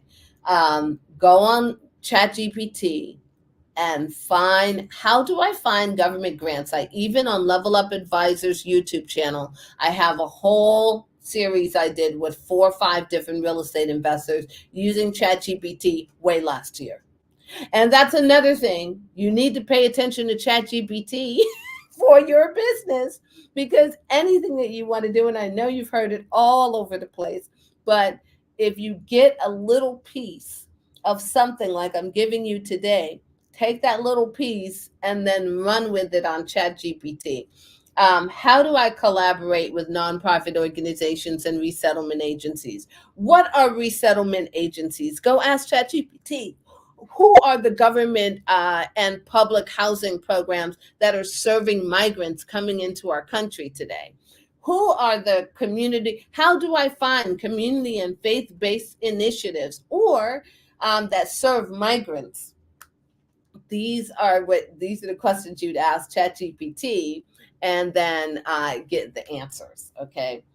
So now we're talking about funding. Okay. I told you about NACA and FHA and all the simple stuff on how to buy the house. And I have to tell you, I'm always going to tell you to buy the house. And I told you why. Were you going to do 10,000 to 240,000 in 7 years? I know none of you can speak right now, but please drop your answers in the chat. I want to know if anyone knows where they're going to turn 10,000 into 240 in 7 years. Please drop it in the chat, because I want to know how you're going to do that in a different vehicle. And so I told you about a couple of lenders, and now we're going to get into, I told you about the conventional lenders, but then they've got hard money lenders. Hard money lenders, our ultimate lenders list is going to tell you all about all of the most aggressive lenders with the best possible guidelines. Rhythm, my assistant, could you please drop that link to the ultimate lenders list in the chat for everyone? And it's going to be, it should be levelupadvisors.com/lenders. And if it's not that link, I'm sorry. We're trying to get it together here. My team is awesome. And there were just a few things that we kind of forgot to do to prepare for this webinar, because normally we send that link just as a link, and I wanted to be able to give it to you guys here. And it is the ultimate lenders list. It's free. In that list, I just kind of give you all the ways that we've ever funded anything. It's not just hard money lenders. It's also credit cards. It's also business lines of credit. So in the 2008 crash, after that crash, we came back between 2009 and 2016 and needed to figure out how we were, actually 2009 through 2014, there were no hard money lenders, because all the hard money lenders lost money. So they lost money because the market crashed and everything just kind of went upside down, where they just did not have the money. So I want you to text. You also can just text Ultimate Lenders List. Okay, Ultimate Lenders List. Go ahead and send a text to 321-483-8889. That number again is 321-483-8889. Text Ultimate Lenders List, and you're going to get that list of all of the lenders that we know have the best guidelines, the least amount of money, the least amount of documentation, because with my circle of influence, we always wanted to figure out, okay, how do we get around having a personal financial statement with $2 million in it to get a line of credit? Okay, I've got a startup business. I just established my limited liability company, but I need money. How do I get money? And we're going to show you how to get your personal lines of credit. If you've already got, loans and credit cards, but you might be overextended because you're putting a lot of those loans and credit cards on your own self, we will show you how to lower your debt to income ratio in an easier way without paying off all of your credit cards, and then get some business credit cards. You still have to personally guarantee it. However, let me tell you something that I just did literally right now. And this is the next thing that we're doing in our, and why we need funding for net 30 accounts. And I am using court furniture because I have homes that we need to fill up right now. We are buying a little bit over 30 homes here in Orlando, and those are all single family homes. So here's the next shift. Okay, this is shift 3. The reason why we're buying single family homes is because, and the reason why I need some of the lenders on the ultimate lenders list that lend to businesses, not cash, but they will do credit. We just bought a brand new truck for our business. Okay, and that business, Forward Bound Solutions, is a brand new business just established in February. So explain to me how we just got a brand new truck worth brand new 2024 $56,000, boom, on straight business credit, no personal guarantor needed. I'm gonna let that sink in because I think y'all, I'm always hearing people on Instagram and Facebook talking about this, that, and the third, and then they want you to pay an arm and a leg for their course. I'm giving it to you free today. Okay, so yes, that's on the ultimate lenders list. You're going to see dealers that will give you business credit. What you have to do, I'm always updating that list, and that's brand fresh new. So I have to, it's just a Google sheet. It's a straight Google sheet. It's super simple. So it's a Google sheet with everything, and I leave it as a Google sheet because I want to be able to update it. So I think the last time it was updated was in November. So I'm going to update that with the very name of the finance manager that hooked us up. Okay, on that one. And we have a few other hookups on there. We have the physical names of the people to contact at certain lenders that are going to allow you to move. I remember helping one of my clients through Gotham Capital Services on one of my businesses, where we were able to help him go ahead, and he does emergency, what does he do? He does, it's not Uber, but it's where you are calling a Accessoride, right? So you're calling an Accessoride. So he wanted to expand and buy more vehicles to use for Accessoride, and he was able to use equipment financing for that. So we have that on the ultimate lenders list as well. Okay, so it's all about buying income. It's all about keeping up with change. It's all about what's next, what's next, what's next. Are you staying relevant? Are you using AI, or are you just sitting around just kind of like expiring? And it's so crazy because in the book that I was listening to at the beginning of this podcast, if you guys were with me at the very beginning, we were listening to this book by 50 Cent and Robert Greene, called The 50th Law. Robert Greene wrote the 48 Laws of Power. So the 50th Law is with 50 Cent and Robert Greene.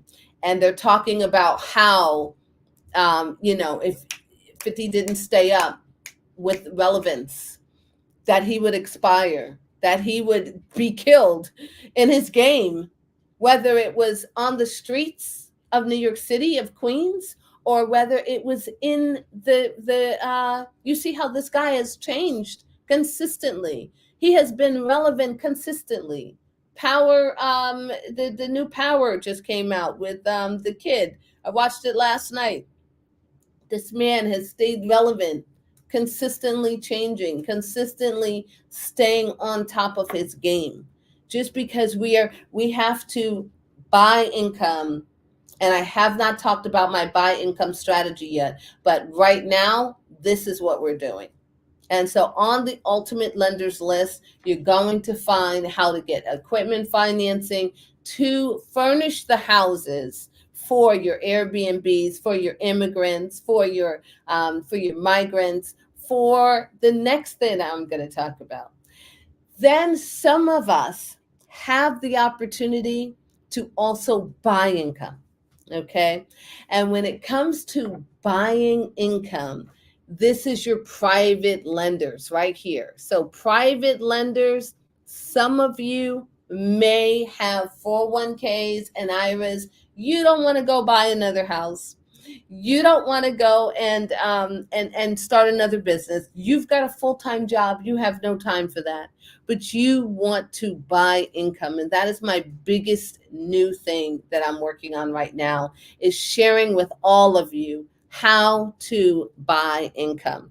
So I want to show you a video from my investors that we just did over in San Antonio. This is really awesome how we just came from San Antonio and we are buying income in San Antonio, Texas, right? In San Antonio, Texas. We just came from there a couple of weeks ago. And here is what we did for our investors.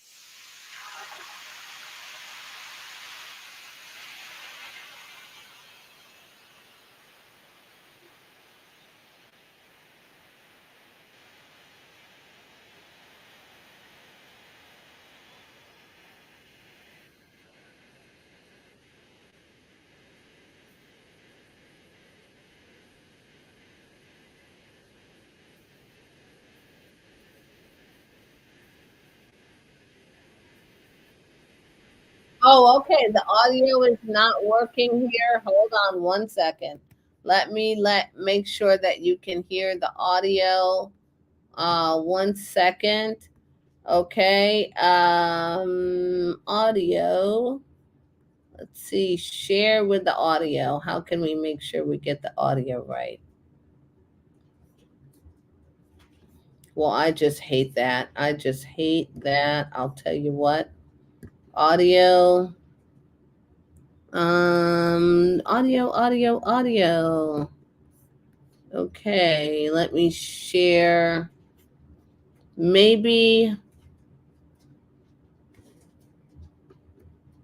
Okay, stop sharing for 2 seconds so you guys can hear that audio. Okay. Share screen.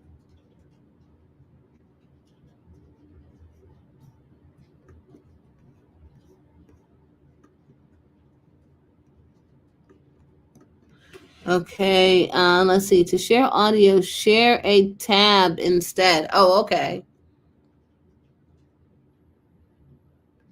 Okay, so we want to share the tab, this tab. Okay, there we go.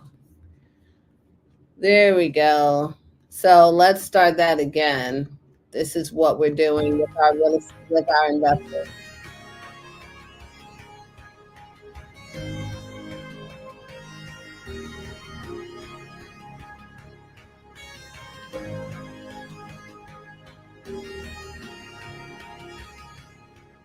We cater to our investors. And so the team, just putting together this event that we have now in San Antonio, as we look at this particular property, this is an event where we're actually walking the property.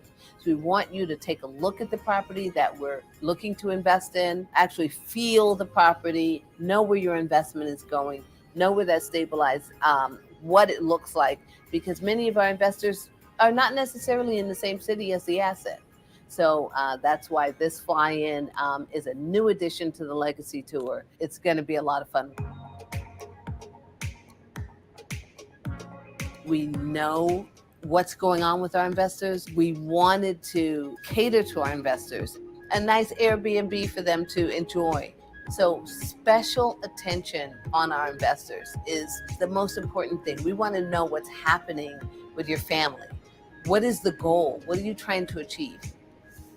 What I like to say is we are buying income.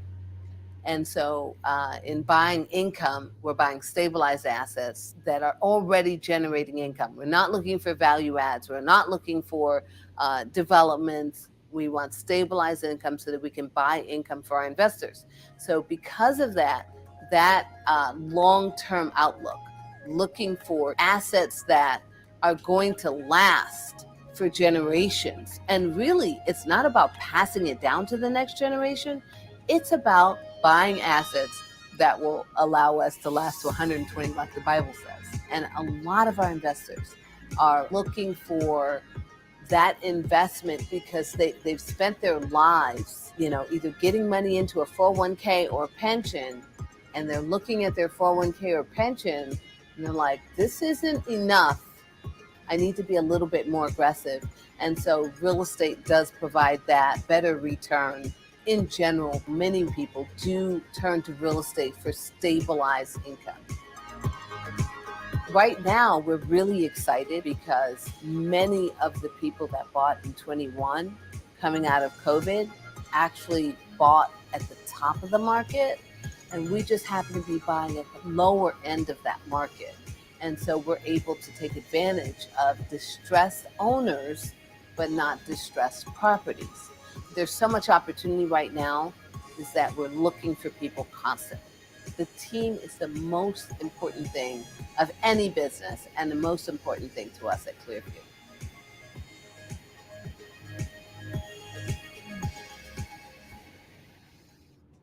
Excellent.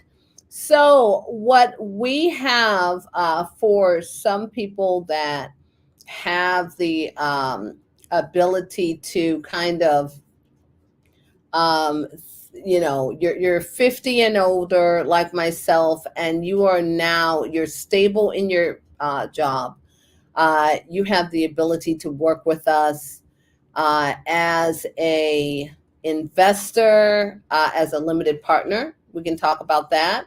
We can talk about how you might want to work with us on our next bunch of projects that we are actually closing on right now. And this brings me to the next shift. So, okay, let me just get this system working right. 1 second, guys. Okay, stop sharing. Stop screen share. Okay, there. And now we're going to do the next thing. So, okay, here's the next thing. Okay, I said 5 major shifts, and I think I'm covering a lot. So the next thing that we have found to be very interesting here in Orlando, we started doing some cold calls. We said, okay, we're going to liquidate some of those properties over in New Jersey, and which is what we did. We liquidated some of those properties.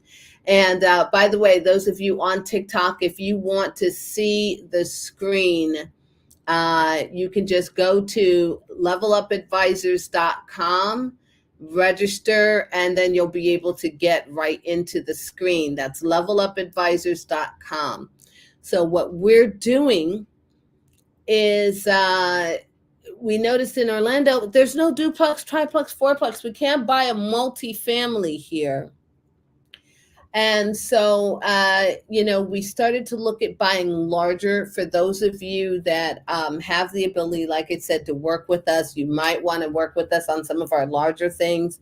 We are now buying properties in the multiple millions.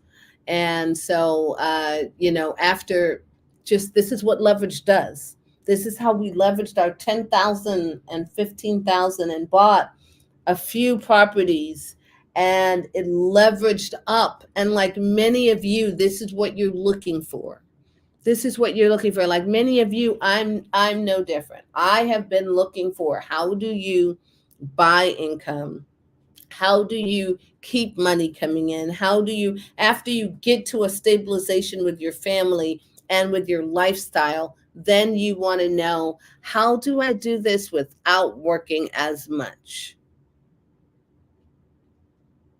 So what I found out is that there is a way to do that. There is a way to stay relevant. There is a way to stay ahead of the curve.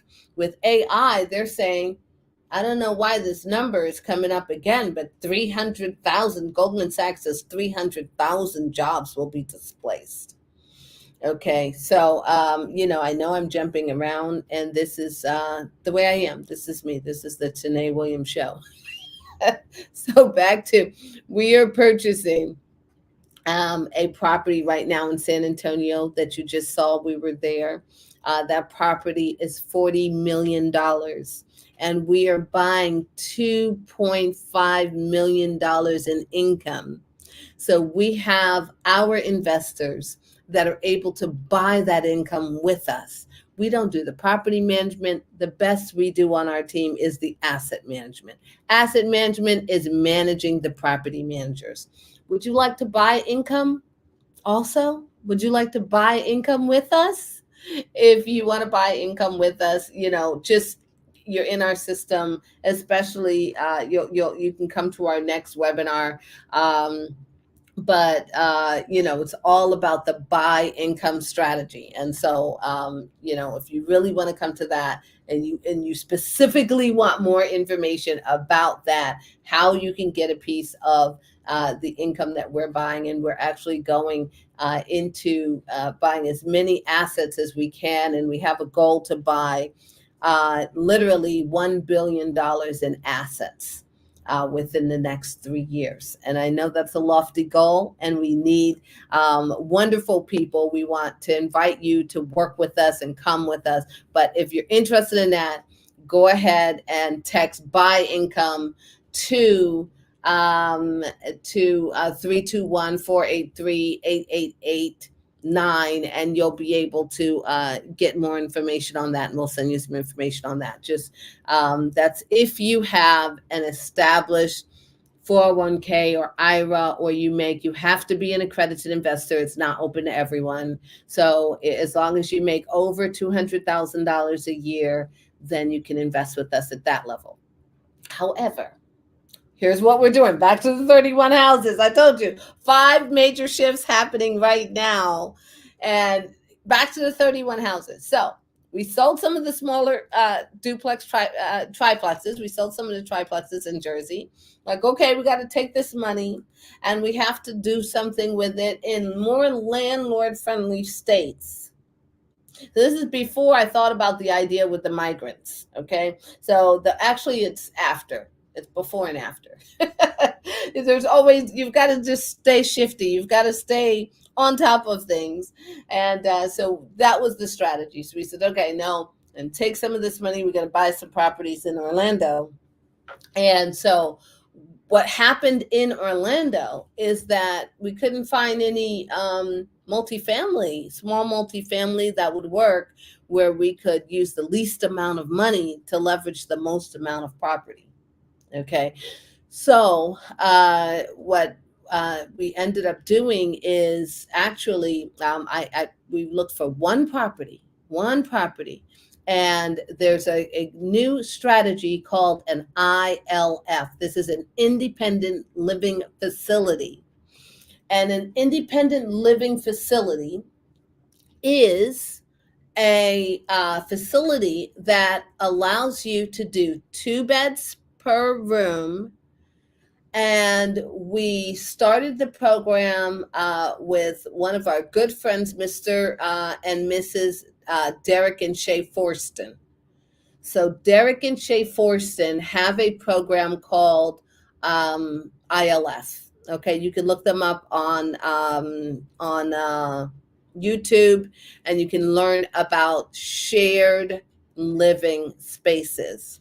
And so with the shared living spaces, what we decided to do with that is basically, I was shocked. I'm like, oh, wow, we could do something with single families again. So it's $680 per bed per room. And the goal was for us to find a 4-bedroom, 2-bath. What's happened is I found a 4-bedroom, 2-bath with the owner that had been buying up these properties, and he was a fixer flipper. You never know. You go on Zillow and you start finding an owner. You go on Zillow finding an owner. Okay. FSBO owners. FSBO, go on Zillow FSBOs. Okay. Zillow, and you're looking for sale by owners through Zillow. So, and this is how we found with my specific filters, okay, how we found this guy, because I wanted to find someone who was open owner financing. I wanted to find someone who was, going to do that. Just, I had a bunch of things in there in my filter, and I'll share that with you in my ebook. Okay. You'll, once now you're in my space, you'll start getting some of my ebooks. And I just love to give away stuff for free because I want everyone to know what I know. It's like, it should not be privileged information. They should have taught us this in high school, for God's sake. Like, you should know in high school that you should come out of high school and you should go and buy a house. You should know in high school that you should, what to do with your credit. Like, you should know this in high school. This should be a class, but it's not. And if it's not high school, then you should definitely know it in college. And it's not. This is not what is taught. So I feel like we have to share this information, and we have to let people know this is how it works. I found the life hack, guys. This is how it works. Okay, so back to let's see, what was I saying about the shift. Okay, so you see, this is what happens when I get all excited. So we found this guy, and it's Orlando, single family, and come to find out he had like 10 properties for sale. And what he was doing is he was taking 2 bedrooms and 3 bedrooms, and for this town, okay, as a paradigm shift, they have another shift that's happening. It was a halfway house. So he was doing halfway houses. However, for the state of Florida, what happened was they did not have enough grant funding. So they were renting to a corporation that's like us, an investor, and those investors were just renting all of his 4-bedroom, 2 baths. So he got the idea, let me buy a bunch of 4-bedroom, 2 baths so that I could, or actually let me buy 2 bedrooms, 3 bedrooms, remodel it. And he's got a whole construction company, and he remodeled it. And then he went and said, okay, let me do this and rent these guys and these corporations and these nonprofit organizations. Same as what I told you at the very beginning, that you could go and rent from people. You don't have to buy your own house. You could also rent from people. It's a little harder when you rent from people. It really is. But if you get the right owner that's got an open mind, this is who this guy is. So he saw an opportunity to rent to these corporations that are nonprofits that are serving the community. This is what he saw. And for the nonprofit, they were getting funded, and they were getting actually, how much were they getting per bed? I think they were getting $500. They're getting $500 per person per bed. So when you've got a 4-bedroom a house, okay, so that's $500, $1,000 one room, $1,000 room 2, $1,000 room 3, $1,000 room 4. $4,000 a month. So you got $4,000 a month. That's what they were getting. Okay. So out of that $4,000 per month, they were only paying $2,300. So they were making a nice little profit. Okay. So it was actually, I met these guys, and this is the downside.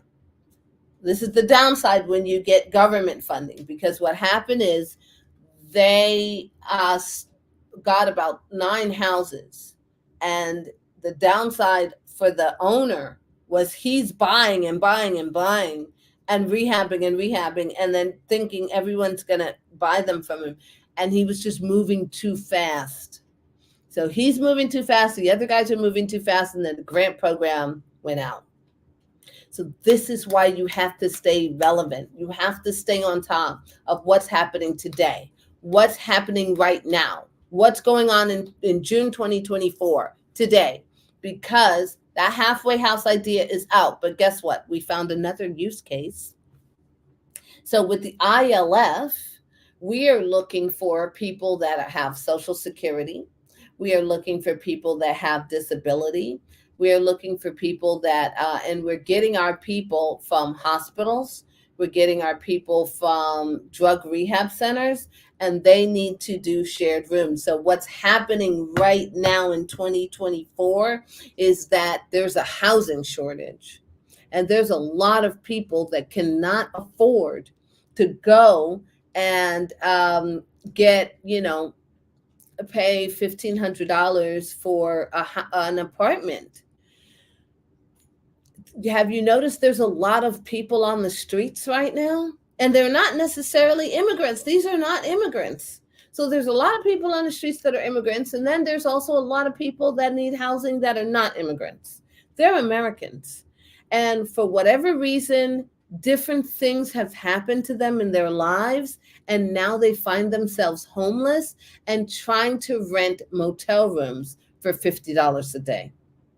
So what we show them is, hey, we've got housing available for less than $23 a day, because they only think about per day, because they're spending $50 a day if they can get into a hotel room. $50 a day. Okay. And so I don't know, you may know, you may not know, but there's an entire community of people that live in motels and hotels, and especially coming out of COVID. And so there's some of them have mental health issues. Some of them are veterans. Some of them are older age. They don't have the family to take them in for whatever reason.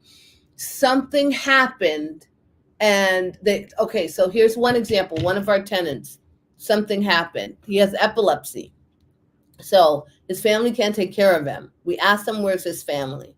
But who knows? So he loses his job, and then he lost his apartment because he ended up in the hospital. And now he's homeless, living in hotels, but he gets $1,200 a month in Social Security disability.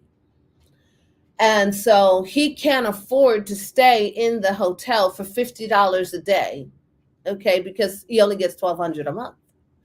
So we're not charging $500, we're charging $680 per bed, per room.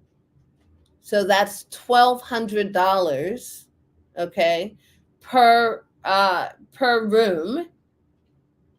And we're buying from this guy 30 houses, and all of them are 4 bedrooms, 2 baths.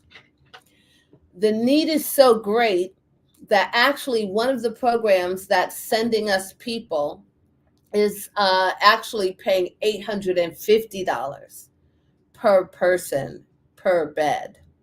So who wants to get out their calculator? I know the number off the top of my head, but I'm going to, for the purposes of our video here, that's $850 times how many people? 8. Okay, so that's $6,800 on a single family 4 bedroom 2 bath home. $6,800 at $850 per bed. If we just did the 680, we're making $5,440 per person. For that house. Now the house is going to cost us about $2,500, maybe $3,000 with principal, interest, taxes, and insurance. And so that means we're making a profit on the lower end of $2,400 on the lowest end of this. $2,400 times 30 properties. Anybody like those numbers? Okay, so those are that's the minimal numbers. And then I got a consultant. And my consultant, one of my good friends, who's also a business partner in the company where we're buying larger properties, I said, she's telling me about what she's doing with sober living. Okay. This is like the same community. And she said, with my sober living house, I just got a consultant, and my consultant is showing me how we can do two other things with these houses. I go, what are you doing, Jennifer? You got to tell me. So she shares her contact, and her contact shows us how to do this. And I'm going to share with you one of the walkthroughs. Instead of just telling you, I'm going to share with you one of these walkthroughs that we just went through. And when I told you I'm going to share everything I'm doing right now in 2024, this is everything that we're doing right now in 2024. And as you can see, we are all over the place. We are doing stuff. We got stuff that we're getting done. Okay, so thank you, Rhythm, for sharing the ultimate lenders list. Thank you, Alejandro, $3,000. Okay, thank you, Patrick. Thank you. Okay, Samuel. Okay, you have to go out. All right, thank you. I see you guys here. Listen, I want to see some activity in the chat. What do you think about making $5,000 a month, a $2,000 profit? Let me know you're there. What do you think about making a $2,000 profit on a single family house? Would that change your life? I want to see some action in the comment section. Would that change anyone's life? Okay, an extra $2,000 a month. I was told that most of us are only $500 away from bankruptcy.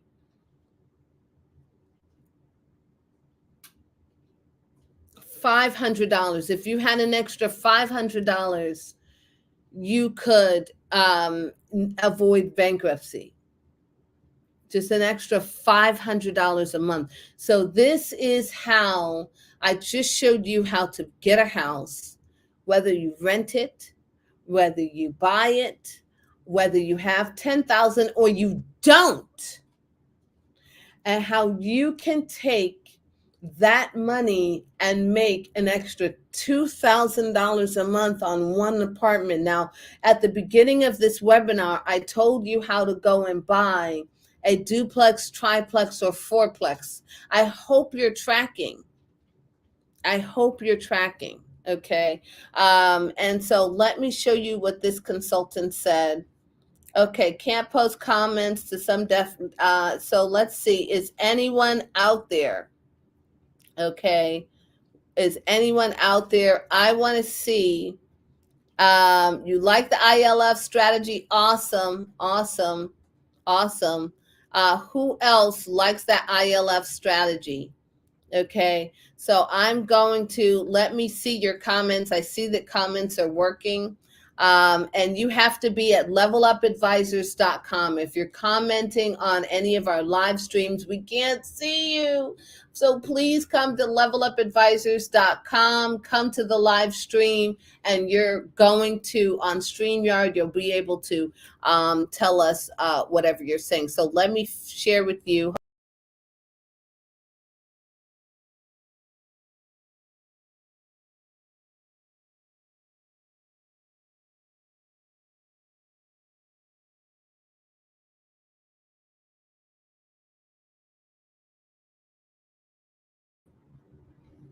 Okay, I accidentally left the studio.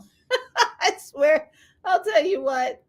I am always I'm new to apples.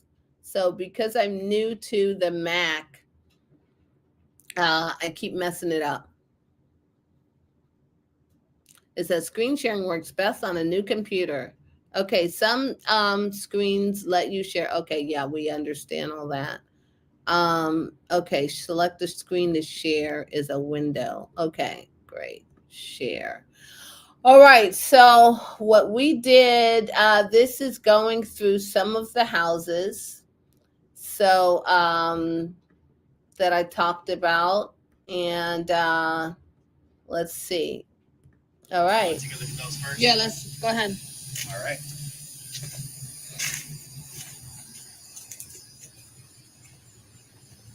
Most municipalities, most cities, and ordinance don't allow this to be freestanding, not secure against network. anything greater than 12 inches. So cutting that pipe down is going to be a piece of cake. That's not going to be an issue at all. I want to make sure you guys can hear. This battery is over here. Same issue back here with this pipe coming out above the ground. It's going to have to be brought back down. So this right here is going to have to be reduced. Let's walk around this way. It might be easier.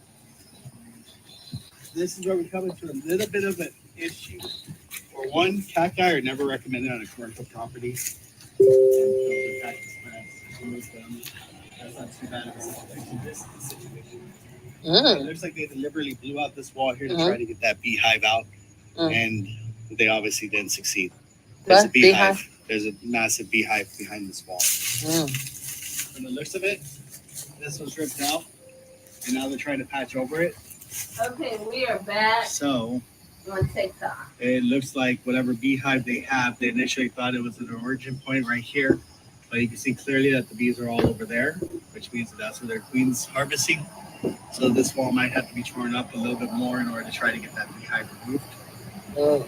So that's the problem. Structure looks pretty well. That board's worked, so I'm going to replace that. The electrical wiring looks like it's secure. This is the way it was supposed to be secured at the other property. That's good. That tree right here should possibly go because that could potentially cause harm. So Which tree? This one right here. Oh, yeah, Homes are known I see it. for their ability to actually sway left and right whenever the wind blows. Yeah. That's why they stay up forever and they can grow really, really tall. But these are growing up into that power line. Got it. You are required to have so many green plants on a commercial property. You have an excessive amount for the amount of space that this house actually occupies. So that tree should go, that tree should go. So that one, and all of this should be cleared out also just because it's going to damage or it could mess with the integrity of that back wall there. This structure, obviously, it's got to go. The structure's got to go? Yeah, that's gone. I don't like the fact that this tree rests right up against the house, and the reason I don't like it is because it's caused foundation issues later on, if it hasn't already caused foundation issues. So this tree has to go as well. So from the back perspective, all of this has to be cleaned up, cleared out as well. I'm not sure, but this is actually a swimming pool pump, so I don't know if they had it with a jacuzzi or if they had a little small pool, or if there's something inside that I don't know about.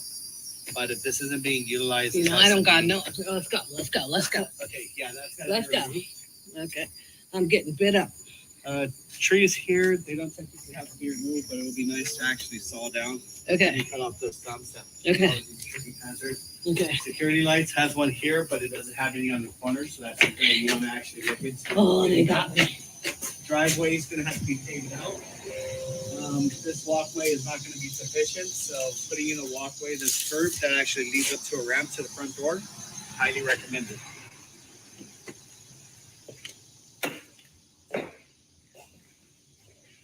This door, so this follow us in.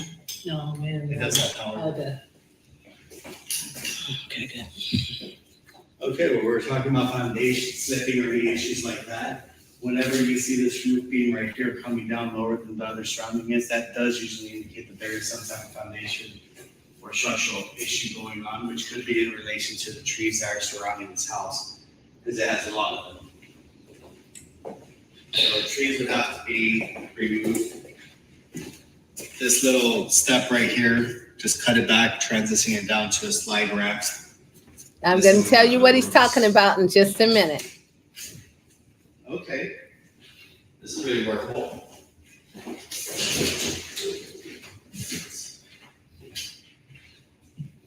Room size looks good. And then space to blow out this wall a little bit to expand it.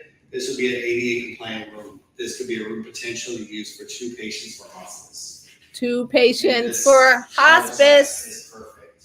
So it would obviously need the handrails for safety issues for the patients, but it's a walk-in shower. I mean, this little bump has to be reduced down in size. We can go ahead and reduce it down in size, but I don't anticipate that being an issue because the patients would generally have to be transferred over into a shower chair over here. So this looks perfect. Obviously, AC isn't done here yet. They haven't put the grills on any of them, so. They're working on. Yeah, they're just finishing up. I'm not sure what their idea is on this one right here, or if that's the pre-existing AC or what they're gonna do with that. So there's a little bit more construction that needs to be done on this one. Let me turn off the lights, make sure we don't get a nice walk through. So this first room looks, as long as we get the ramp here, looks as though it'll be perfect for a hospice room. 2 patients, 15,000. You subtract whatever expenses later on. But essentially that's what you're looking at. This hallway is really, really wide, so that's good. I wish this was a bedroom, but it's not, obviously. It's a washroom. Yeah. I was really hoping that would be a bedroom. Mm-hmm. There's more bedrooms. Essentially, no? I wonder. Yeah. I had a thought that this. Continue on, turning off the light. Mm-hmm. Watch your step. All right.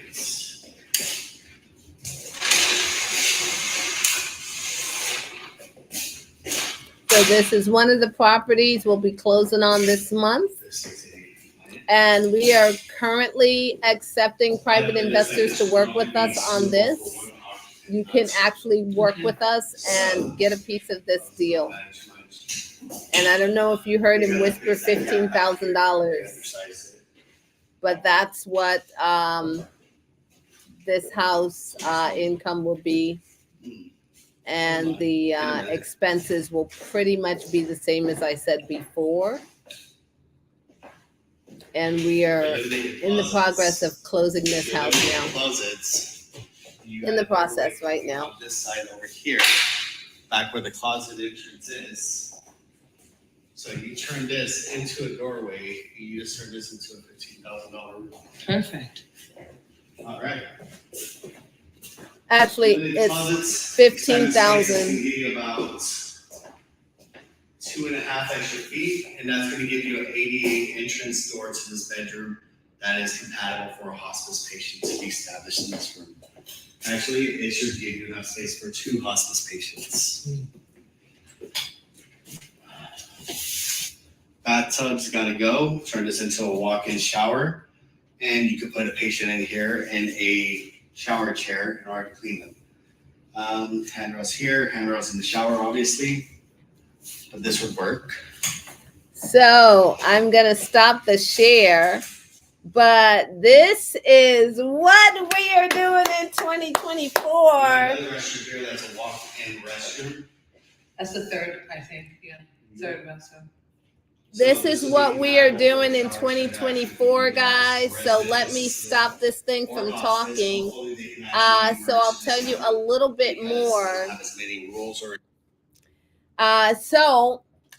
We learned that we could make anywhere from $25,000 to $45,000 a month on a 4-bedroom, 2-bath, single-family home. And that is if we were able to provide a housing for someone who has, there's a next term is an ALF. ALF is called an assisted living facility.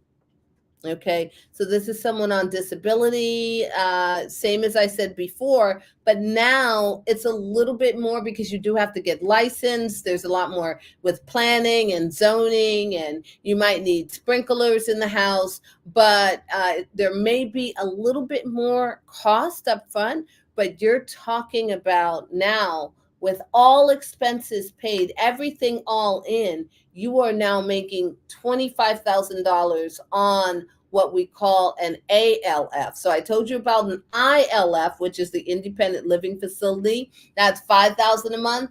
Now the ALF is $25,000 a month. And if you want to go one step further, that house, he said, was good for a hospice facility. And a hospice facility, you're talking $45,000 a month. And that's in profit.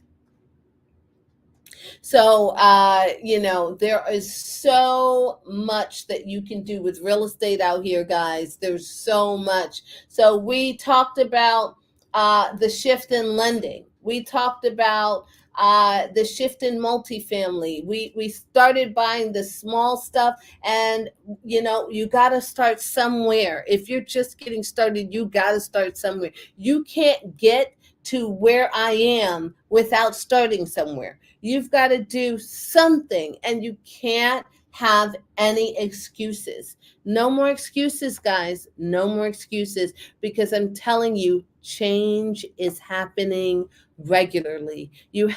I feel it is my, I have to talk to everyone about buying income. And the buy income strategy is all about learning how to buy income.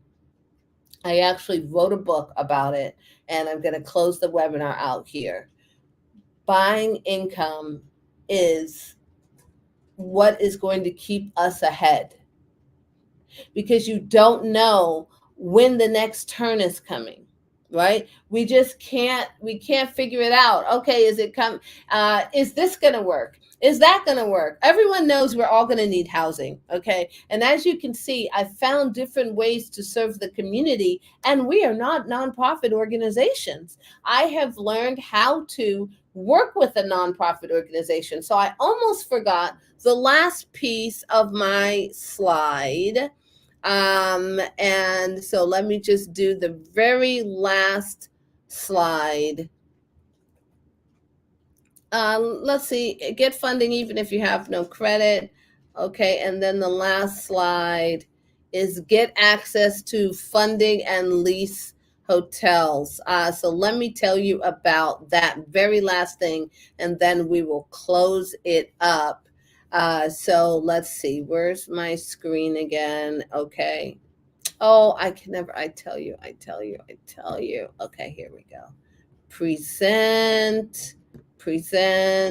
Okay, share screen, and give me the entire screen. Okay, and do that there, and do that there. Okay, and do that there, and do that right there. Okay. So get access to grant funding and lease hotels. So now let me tell you about what we have done. And this is not new either, but it's timely. It's what's happening now in real estate.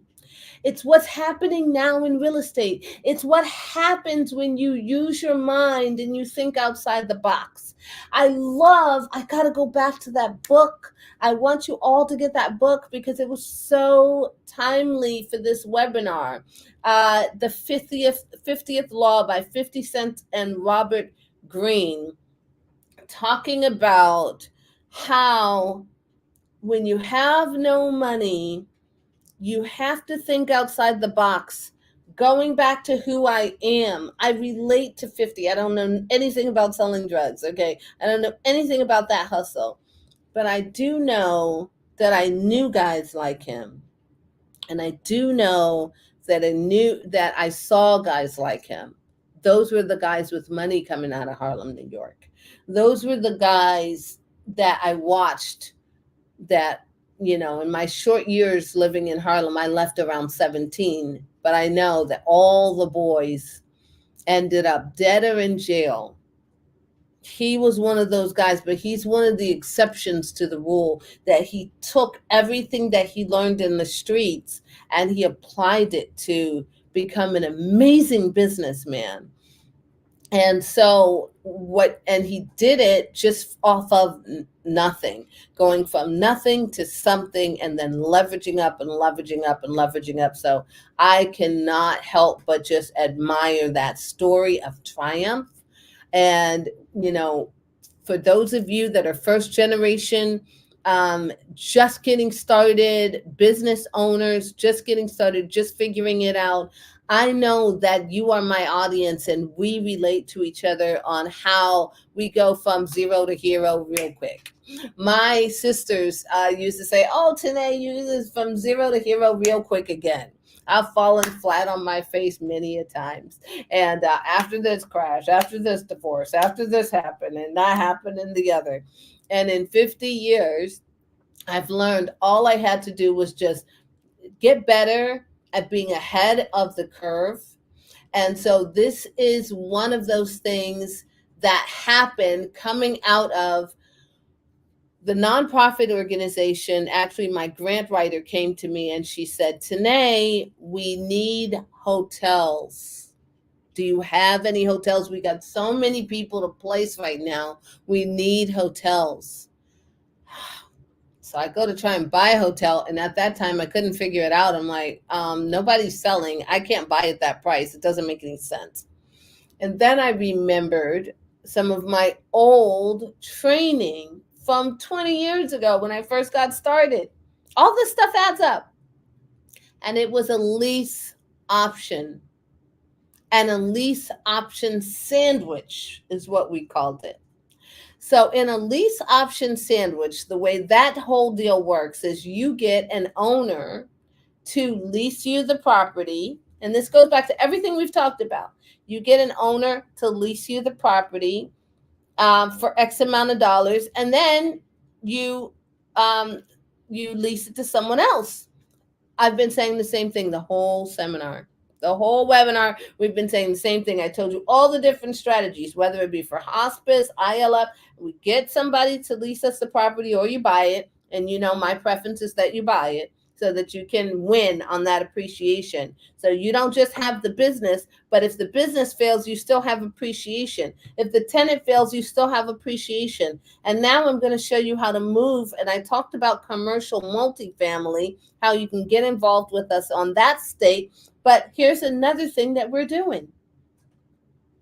So you can take and lease hotels, okay, and that look in your neighborhood. And what we did was we made a list of all the motels, hotels. And you know that motels and hotels usually don't have 100% occupancy. So let's go back to those migrants. Remember I told you about the migrants? So let's say you go ahead and do that. I told you about the hospice. Remember, I told you about the ILF, and I told you about the people that are out there and need housing. Affordable housing is something that people need. People are renting by the beds. So you've got another problem. Tourism depends on the state and the city. Tourism's not necessarily fantastic everywhere. And even if it is, I always see vacant motels or motels that are only maybe 50% occupied or 30% occupied.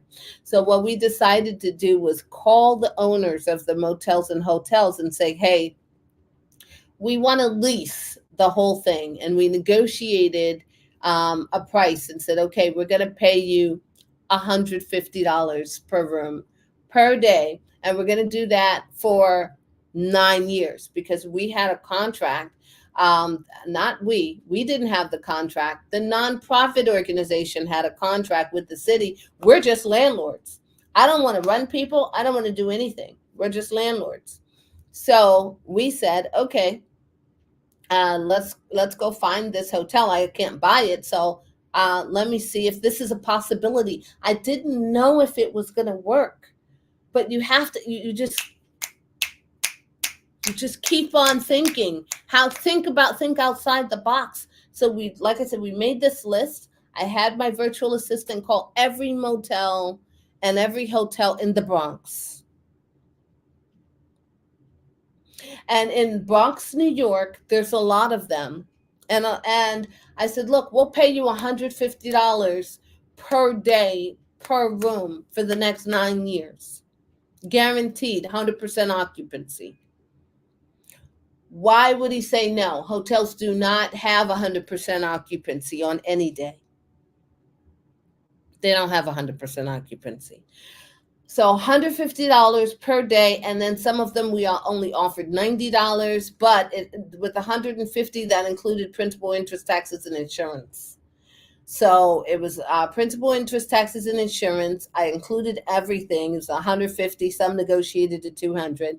And then I had a nonprofit organization who was already approved for a 9-year contract with the city of New York to provide housing for the homeless. I don't provide housing for the homeless. I'm just a landlord. And we were able to make, they're charging the city $350. they just decided to pay us $50, 50 to 75. We make that little money in the middle per room times 50 rooms, 63 rooms. Most of them were 50 to 63 rooms. Anybody want to do that math? I'll help you out. Now we had expenses, and our expenses are just basically the operations expenses. Not much. I'd say about $10 from the 50. The rest of it is pure profit. And we don't have to worry about it. Every now and then we get calls, but let's say 40 times 50 rooms, and that's per day. Okay, so yes, you can get access to grant funding through your nonprofit organizations and lease hotels. Okay, and all of these things you can learn more about. I'm still putting together courses in our system. We're updating our courses and all this stuff, but we do have our free ebook. We've got our ultimate lenders list. I am so grateful that you've come here today to be with me and learn some of these strategies, and I hope that they were helpful. I do pray that you have and does anyone at all have any questions about Does anyone have any questions about anything that we have discussed so far? I see Patrick and Samuel chatting it up here. Let me go over here and see if there's any questions on my TikTok. Okay, TikTok, you guys have been over here patient and just listening to me talk. Okay, any questions, anyone?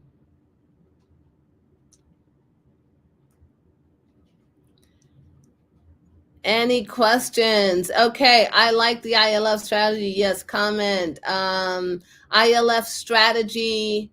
Let's see. They were saying ILF strategy. Okay, let me just turn my camera around.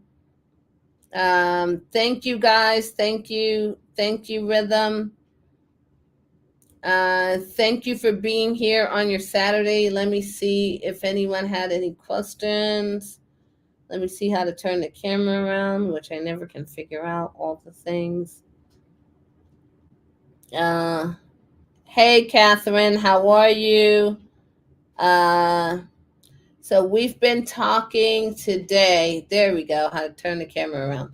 Today, we've been talking about everything real estate. I've given you 5 strategies about how to buy property, what I'm doing right now in real estate, and I just think it's been fun. I can see how I can do better.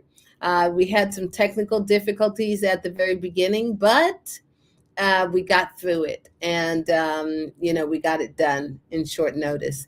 Does anyone have? We're going to go ahead and chop this video up. Maybe we will, maybe we won't. We'll just send the raw copy to everyone.